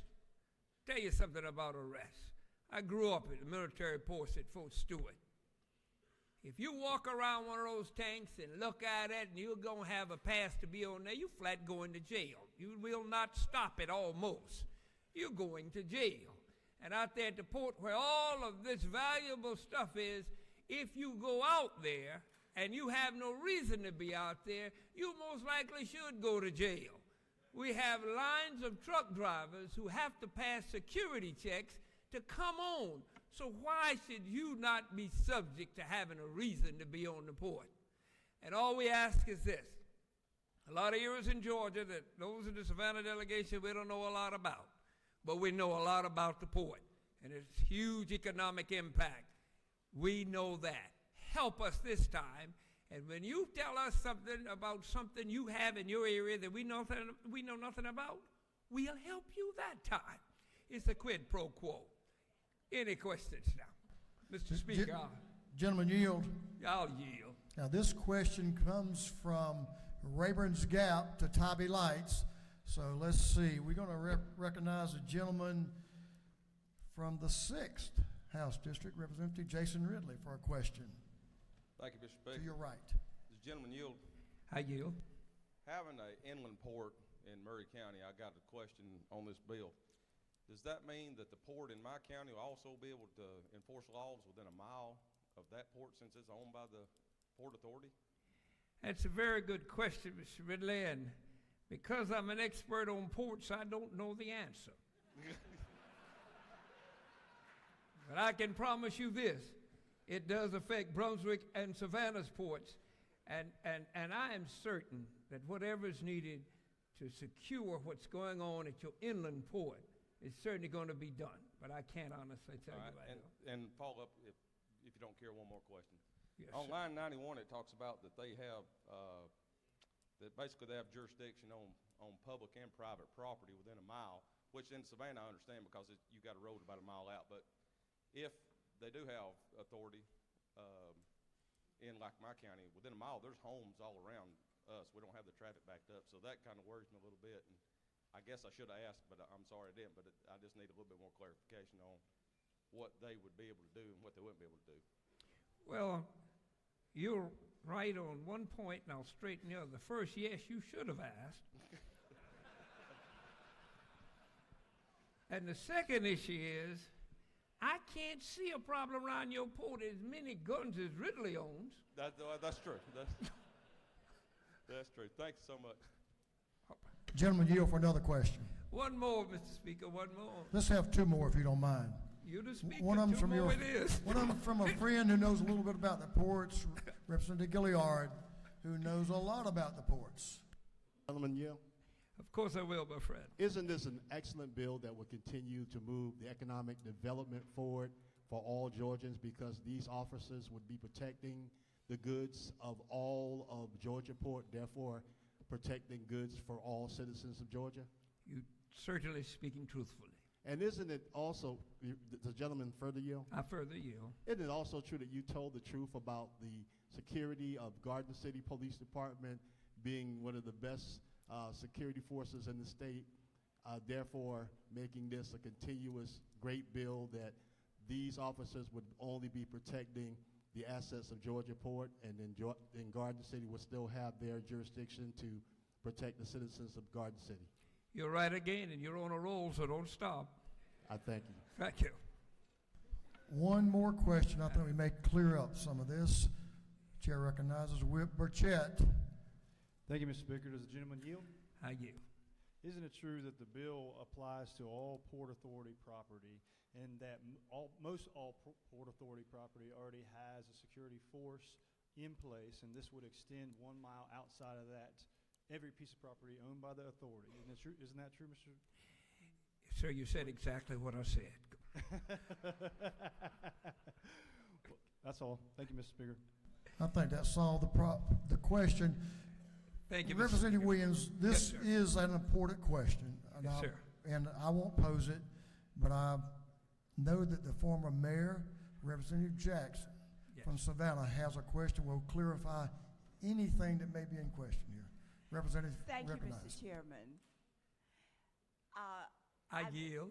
You, you yield, okay. Isn't it true that the ports sit in my district? Yes. It is certainly true, Madam One Mayor other Representative. question, one other statement, and I hope, Mr. I have to call him Al, that we're asking that people please support us in this endeavor. Thank you, Madam. You as eloquent as ever, and you can still call me Al. If there are no other questions, Mr. Speaker, I'll yield well. Thank you for your work on that there. I think on the bill, I think you may have gotten it over the top for Chairman Hitchens. Thank you so much. Is there any objection to the previous question being ordered? Chair hears none. The previous question is ordered. Is there any objection to agreeing to the report of the committee which was favorable to the passage of the bill? The chair hears none. The report of the committee is agreed to. Shall this bill now pass? All in favor of the passage of the bill will vote yes. All those opposed will vote no, and the clerk will unlock the machine.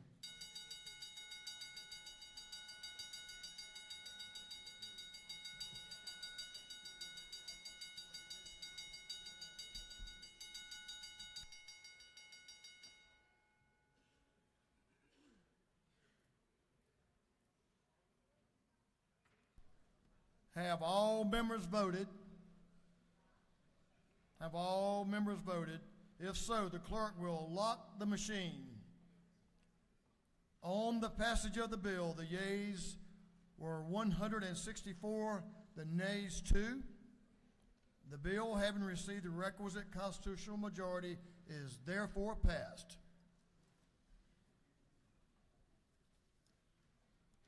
The clerk will read the caption to HB 52. House Bill 52 by Representative Thomas, the 21st, and others to be entitled an act to amend Title 32 of the Official Code of Georgia annotated relating to highways, bridges, and ferries, so as amend notice provisions relative to meetings for the election of board members and to provide for negotiations and requests for proposals relative to public-private partnerships. This bill having referred to the Committee on Transportation, that committee recommends that this bill do pass. Thank you, Mr. Clerk. The chair recognizes Representative Thomas to present the bill. Thank you, Mr. Speaker. HB 52 is a retread of two bills that happened last year. Didn't quite get across the finish line. They ping-ponged around, and we never did get a chance to get to an agree. It's made 6 sections. Section 1 makes email instead of physical mail the required notification method for legislative council to legislators for a call to the board election for the state transportation board. Section 2 replaces the term request for proposals with request for proposal revisions as one of the authorized negotiation activities for the Georgia Department of Transportation. Section 3 provides clarifying language on alternative contracting methods, specifically clarifies the statute's original intent to apply the restrictions on contract value and frequency to the CMGC, construction manager general contractor method. Section 4 changes in modular sectional housing units to be transported. It ups the length from 80 feet to 84 feet. Section 5 grants further ability of an appropriate county medical examiner to delegate their authority to qualified medical personnel in the field at the site of an accident. And Section 6 codifies that no one can abuse the Open Records Act to get personal information about a driver's location, travel history throughout the state, either directly or indirectly through any data by a vendor. And that's the end of my presentation. I'd be happy to yield for questions, Mr. Speaker. Gentleman, will you yield for a question? Yes, Mr. Speaker, I will. Well, he waved, so we don't have any questions. You did an excellent job. Thank you, Mr. Speaker. If that's the case, then I will yield the will. Is there any objection to the previous question being ordered? Chair hears none. The previous question is ordered. Is there any objection to agreeing to the report of the committee which was favorable to the passage of the bill. Chair hears none. The report of the committee is agreed to. Shall this bill now pass? All in favor of the passage of the bill will vote yes. All those opposed will vote no, and the clerk will unlock the machine.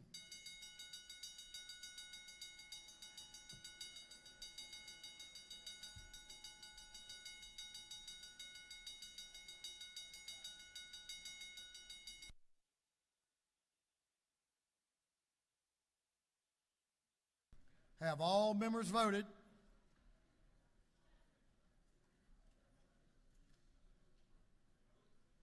Have all members voted? If so, the clerk will lock the machine. On the passage of the bill, the yeas were 167, the nays 0. The bill, having received the requisite constitutional majority, is therefore passed. Mr. Clerk, if you will read the caption to HB 55. House Bill 55 by Representative Williamson and the 112th and others to be entitled an act to amend Title VII of the Official Code of Georgia annotated relating to banking and finance so as to provide for definitions, to provide for dates, and to repeal laws relating to international banking corporations and bank agencies. This bill having referred to the Committee on Banks and Banking, that committee recommends that this bill do pass. Representative Williamson, Chairman Williamson is recognized to present the bill. Thank you, Mr. Speaker. Colleagues, I bring before you today House Bill 55, which is the annual Department of Banking and Finance housekeeping bill.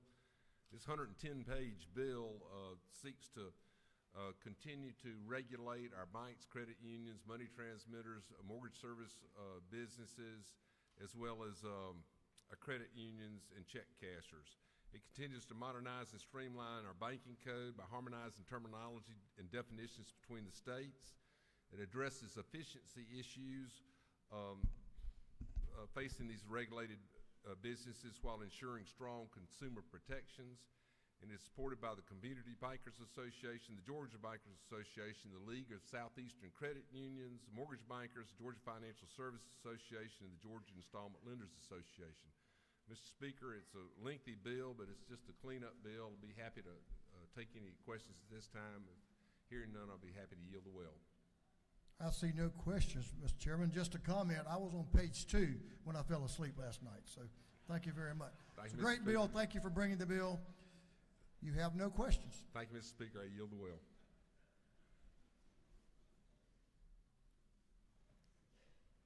Is there any objection to the previous question being ordered? Chair hears none. The previous question is ordered. Is there any objection to agreeing to the report of the committee, which was favorable to the passage of the bill? Chair hears none. The report of the committee is agreed to. Shall this bill now pass? All in favor of the passage of the bill will vote yes.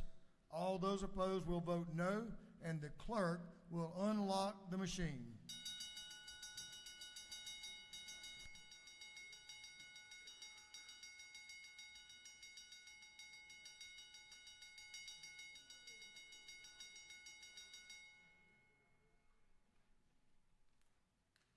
Have all members voted? Have all members voted? If so, the clerk will lock the machine. On the passage of the bill, the yeas were 164, the nays 0. The bill, having received the requisite constitutional majority, is therefore passed.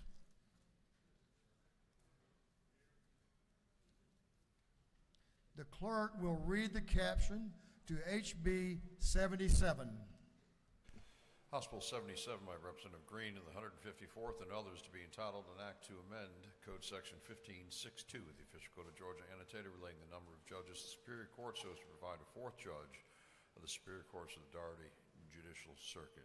This bill having referred to the Committee on Judiciary, that committee recommends that this bill do pass by committee substitute. Chair recognizes the Dean of this House, Chairman Green, to present the bill. Thank you, Mr. Speaker. Ladies and gentlemen of the House, I bring for your consideration House Bill 77 by committee substitute. Some time ago, working with the Judicial Council, it was determined that the Daugherty Circuit needed a fourth judgeship. The council listed the need as the #1 priority for the judgeships in the state. The Albany Daugherty delegation, made up of Representative David Sampson, Chairman Bill Yerda, Chairman Mike Chokas, and myself, unanimously support this legislation to create a new judgeship for the circuit. Also, the county commissioners endorsed this decision and will meet their obligation for its creation. Why do we need this judgeship? Our senior judge, Judge Willie Lockett, testified to the House Judiciary Committee with some very startling facts.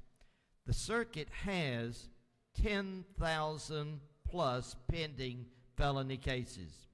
Over 2,500 of those pending felonies involve serious violent felony offenses. There are 50 pending murder cases. Many of these are gang-related. And we have over 600 in our local jail with 200 Superior Court pretrial detainees that have been in jail for over 2 years. The cost to the Daugherty County is around $3,650,000 to have these 200 inmates for 1 year. The amendment to the House Bill 77 moves the starting date to July 1, 2023. And I want to thank Chairman Gunter and the Judiciary Committee for seeing the need for this particular legislation and passing it out unanimously. There is also in the 24 budget the money for another judgeship. And I am asking the members of this House to vote yes for this House Bill 77 by committee substitute.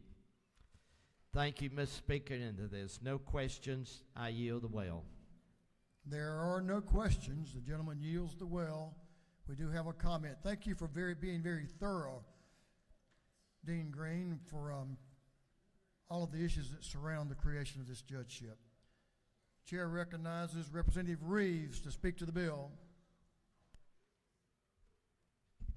Thank you, Mr. Speaker. To follow up on Dean Green's comments, as a member of the Judiciary Committee, to pass on the Daugherty County Judicial Circuit is relatively small. It's a one-county circuit, but Albany is a regional town, so it bears more than its share of criminal cases as well as civil cases. And the Judicial Council looks at statistics. They also interview the locals. And on the 3 judgeships, which we'll hear this year, they have made sure that the locals have committed financially for office space, for local supplements.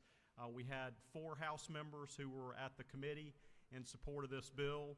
We also had Court of Appeals Judge Ken Hodges, who's a former DA, make comments to Chairman Gunter in support of the bill. So it's been thoroughly examined, and I would ask for your support for this bill, and I yield the well. Thank you for your insight, Representative. Is there any objection to the previous question being ordered? The chair hears none. The previous question is ordered. Is there any objection to adopting the committee substitute? Chair hears none. The committee substitute is adopted.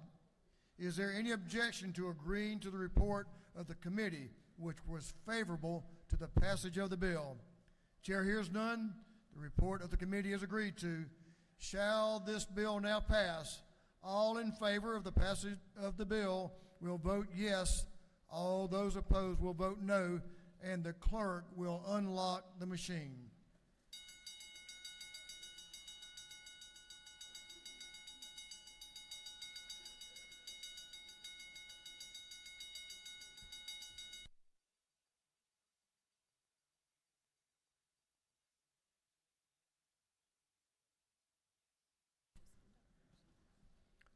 Have all members voted?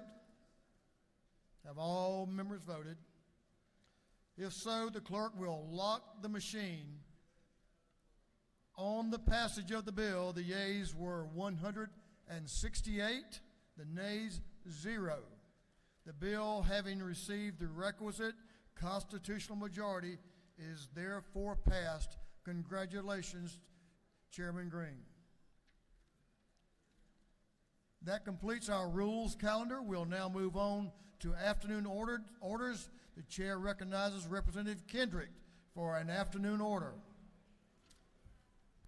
Thank you, Mr. Speaker. Good morning, colleagues. This is your 10 millionth reminder that next week is my Tech for All policy conference. You should have all received something in your office. So on February the 15th, we'll have a VIP event at ATDC where we'll talk to technology community stakeholders, as well as hear from our new technology chairman. So please come out to that from 4 to 6.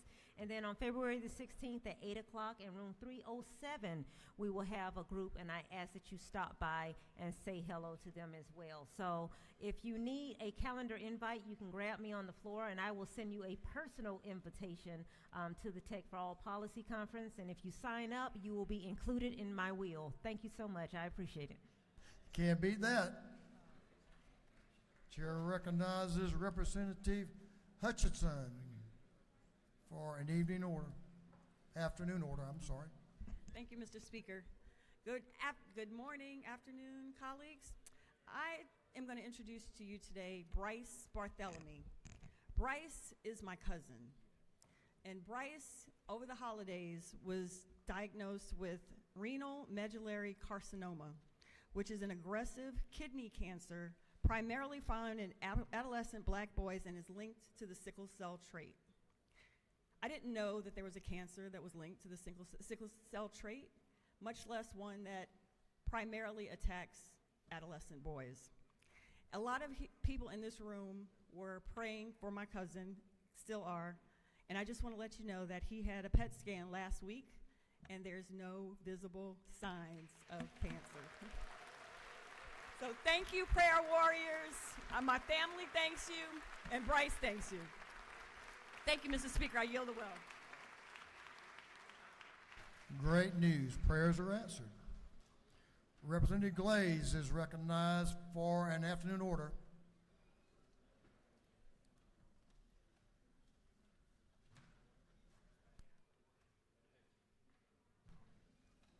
You're getting better all the time, I can tell.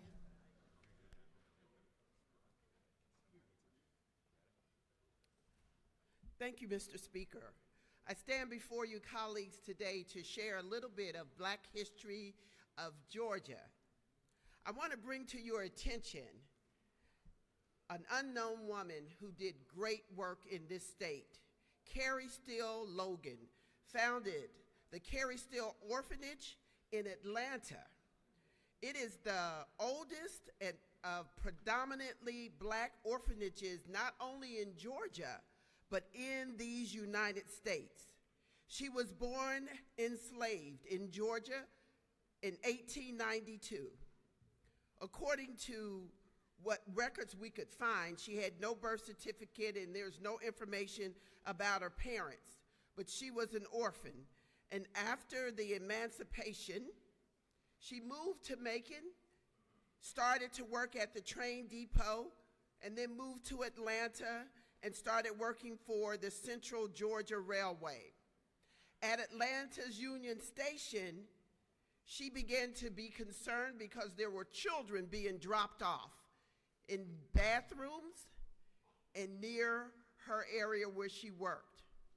Because she had a compassion like John 15:13, greater love than no man, then he would lay his life down for his fellow brethren. She began to do that.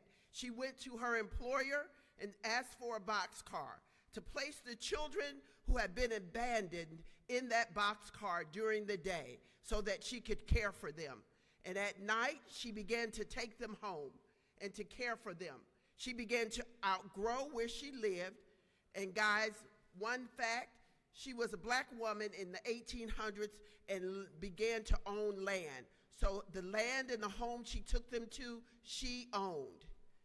Later on, she had become what we now know as the Carrie Pitts Orphanage.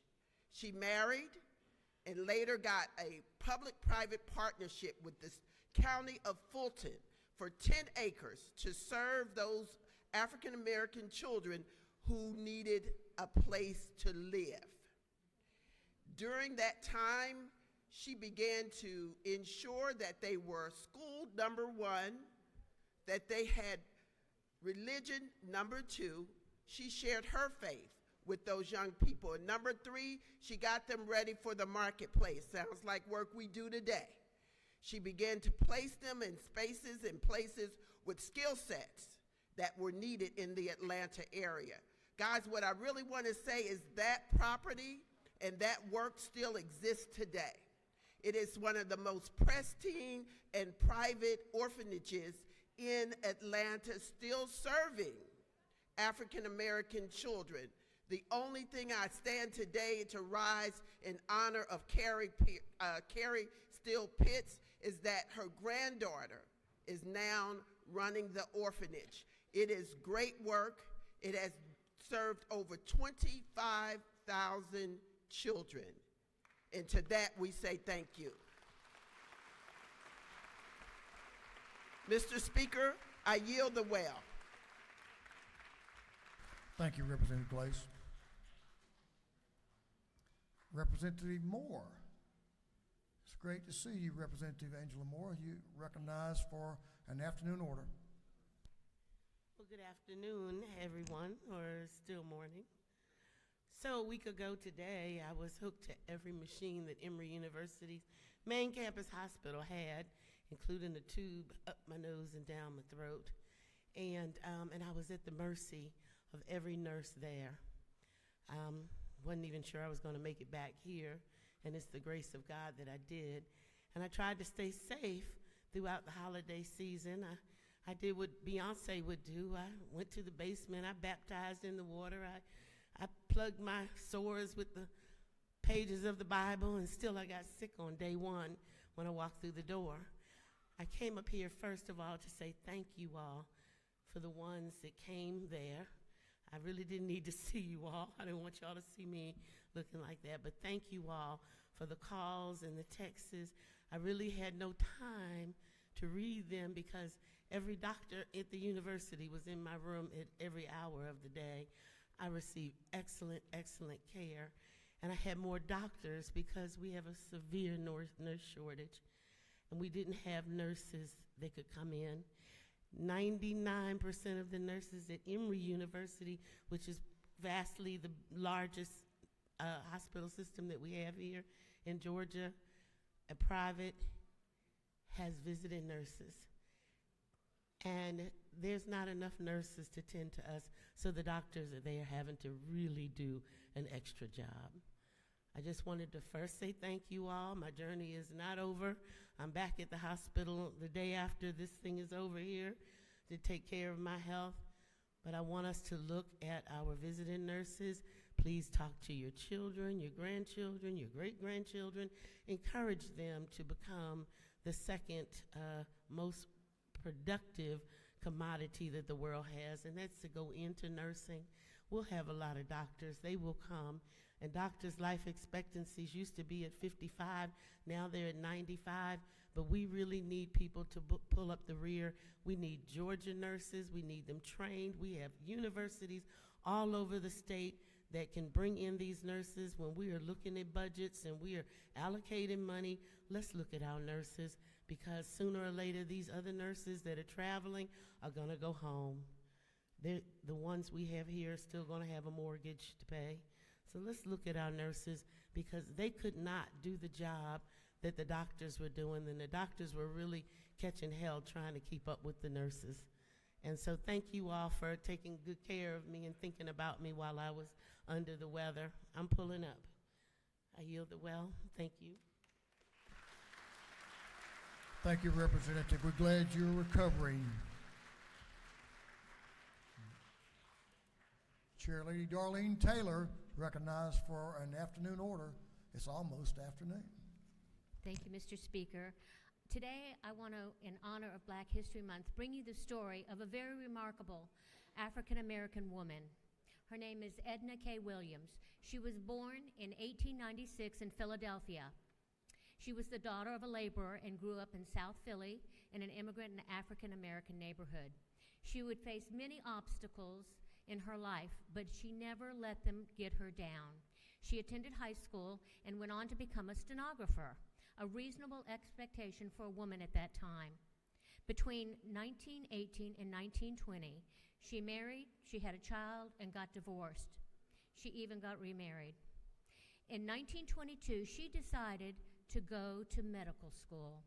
And despite the odds, at the age of 30, Dr. Edna K. Williams graduated from the Philadelphia College of Osteopathic Medicine. She was the second African-American woman to graduate from PCOM. And by the way, PCOM is our second largest medical school in the state, between their two campuses in Swanee and in South Georgia.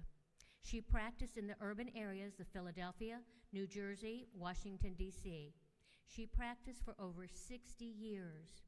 She tried to retire at the age of 90, and she just couldn't do it. She loved her patients too much. She continued to work until she was 92 years old.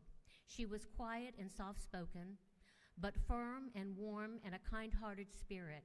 She was willing to share her knowledge and her perseverance going through medical school, how hard it was as a woman, as a mother, and a woman of color. She was very much a role model, encouraging others to keep striving and to persevere. In this day, we are in such a need of physicians and nurses, and all of our medical care is in hurting condition. Her story can give us hope for those who want but sometimes feel and lose sight of the end. Remember Miss Edna, perseverance, determination, and tenacity, and you can get there. Thank you, Mr. Speaker. I yield the well.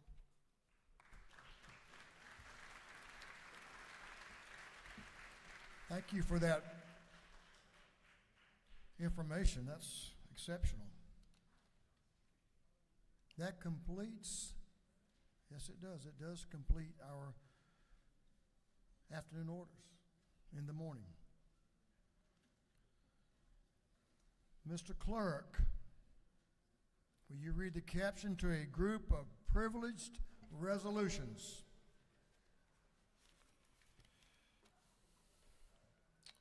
Honoring the life and memory of James R. Jim Dellinger. Honoring the life and memories of Al and Millie Poloni. Honoring the life and memory of Susan Spradley Stevens. Recognizing February 8, 2023 as Okefenokee Swamp Day at the state capitol. Commending the Clayton County government, the Clayton County Chamber of Commerce, and the Atlanta Airport Chamber of Commerce, and recognizing February 9, 2023 as Clayton County Day at the state capitol. Recognizing February 14, 2023 as New Americans Day at the state capitol. Commending Ludwig Luizari, Miss Cobb County 2023.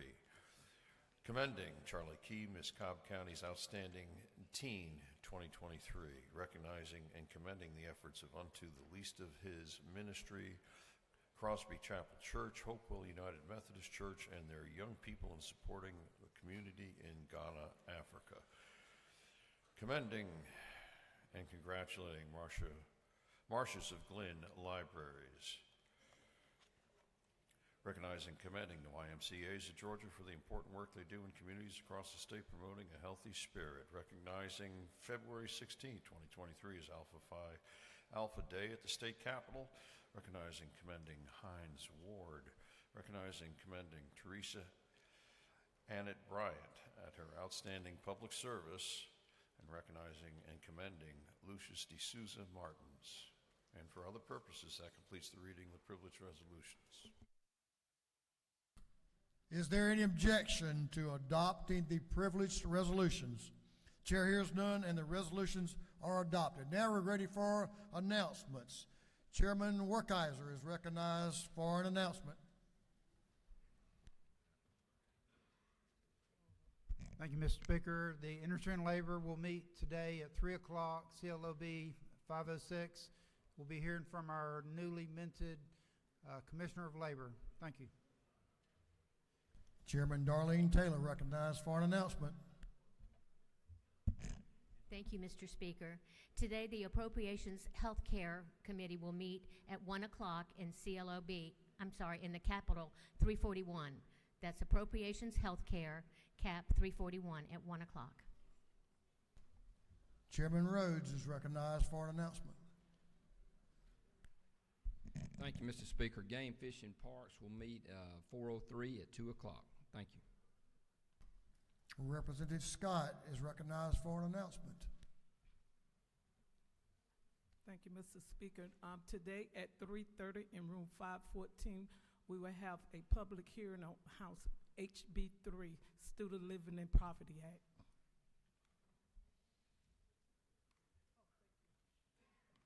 Oh, thank you. Chairman Corbett's recognized for an announcement. Thank you, Mr. Speaker. The Rural Caucus will be meeting upon adjournment at the Ag Building. Georgia Forestry Commission is one of the sponsors today, so if you like clean air, clean water, and soft toilet paper, I need you to be there. And we also have our very own Todd Jones working with Georgia Tech. He will be finishing up the meeting, so great agenda today, so everybody try to be there. Thank you. I yield the well. That's a good announcement. Pretty good food, too, I bet. Oh, yeah. Chairman Gilliard is recognized for an announcement. Thank you, Mr. Speaker. All members of the Georgia Legislative Black Caucus, we have lunch, grab and go in Club 310, followed by a meeting via Zoom. We have a great guest today, USDA Executive Director Arthur Tripp at 1 o'clock. Thank you, Mr. Speaker. Thank you, sir. Chairman Williamson recognized for an announcement. Thank you, Mr. Speaker. The House Majority Caucus will have a luncheon tomorrow at noon in room 403. It went out on emails and had a little problem with some spam filters. Just want to make sure the House Majority Caucus knows there'll be lunch tomorrow at noon in room 403 in the Capitol. Thank you. Thank you, Mr. Speaker. Chairman Saines is recognized for an announcement. Thank you, Mr. Speaker. The Special Rules Committee will have an organizational meeting tomorrow at 9 a.m. in 406 Club. We understand there might be another Rules Committee meeting at that time, so we will be brief. Stand your ground, man. Representative Lumsden is recognized for an announcement. Thank you, Mr. Speaker. In the morning, 8 a.m., Insurance Committee, full committee. Need all of you present. 8 a.m., we have some business to take care of. CLOB 406. Thank you. In the morning at 8. Chairman Tyler Paul Smith. There he is, recognized for an announcement. Thank you, Mr. Speaker. This is a reminder that the Judiciary Non-Civil Full Committee will meet at 3:30 this afternoon. 3:30 this afternoon in room 132 of the Capitol. Thank you. Thank you, Mr. Speaker. Chairman Tarvin recognized for an announcement. Come on, man. Insurance Committee, Subcommittee on Property and Casualty will meet today at 2 p.m. in CLOB 415. We have two bills. We need you to be there. 415, Subcommittee on Property and Casualty, Insurance. All right, subcommittee members, you heard it. You need to be there. Representative Jasmine Clark recognized for an announcement. Thank you, Mr. Speaker. Members of GLBC, if you have not already reached out to me or my admin, Jennifer Clark, to RSVP for our retreat on Friday, please do so today. We have to have an accurate head count. Again, please RSVP by today. Thank you, Mr. Speaker. Help her out, y'all. Let her know you're coming. Chair Noel Williams recognized for an announcement. Thank you, Mr. Speaker. Today at 1 o'clock in 506 CLOB, Banks and Banking. Look forward to seeing you all at 506 at 1 o'clock, Banks and Banking. Thank you, Mr. Speaker. Chairman Collins recognized for an announcement. Thank you, Mr. Speaker. The House Public Safety and Homeland Security Committee will be meeting at 1 o'clock in 406 CLOB. If you make it, please do. We're not taking up any legislation, but we're going to hear from Mike Ayers, the Executive Director of the Post Council, about just what a good job we do in this state policing the police. Then also we're going to hear from some of the folks at the Georgia World Congress Center Authority about all the things that they do to keep us safe. So if you can be there, committee members, please come. 1 o'clock, 406 CLOB. Thank you. Thank you, sir. Chairman Bonner is recognized for an announcement. Thank you, Mr. Speaker. Defense and Veteran Affairs Committee today at 5:06 CLOB at 2 p.m. We'll be hearing from Commissioner Ross with the Department of Veteran Services. Thank you. Thank you. Chair Lady Lynn Smith, recognized for an announcement. Good afternoon. Tomorrow morning, 8 o'clock, CLOB, room 606, Natural Resource Environment, updates by Forestry Commission. Thank you. Thank you, Chair Lady. Representative Vance Smith, recognized for an announcement. Thank you, Mr. Speaker. A Motor Vehicle Subcommittee on Driver Safety and Services will be meeting in the morning at 9 o'clock in room 606 CLOB. We'll be taking up 2 bills. Thank you, Mr. Speaker. That completes our announcements. A lot of announcements about committees, time and place. You can go to the House website under schedule and you can check those meetings if you're included or if you would like to attend. So you have that second look to make sure you are the right place at the right time. We do have pages today. Members, if you have a page, we invite the pages and the members to come down front, and we'll take some photos in just a moment. Chair now recognizes the Majority Leader for a motion. Thank you, Mr. Speaker. I move that this House stand adjourned until 10 a.m. on Thursday, February 9th, 2023. Members, thank you for your patience and your attention today. On the motion of the Majority Leader that this House stands adjourned until 10 a.m. Thursday, February the 9th, 2023. All those in favor will say aye. No need to vote. All those opposed will say no. It was close that time. The ayes have it. We are adjourned.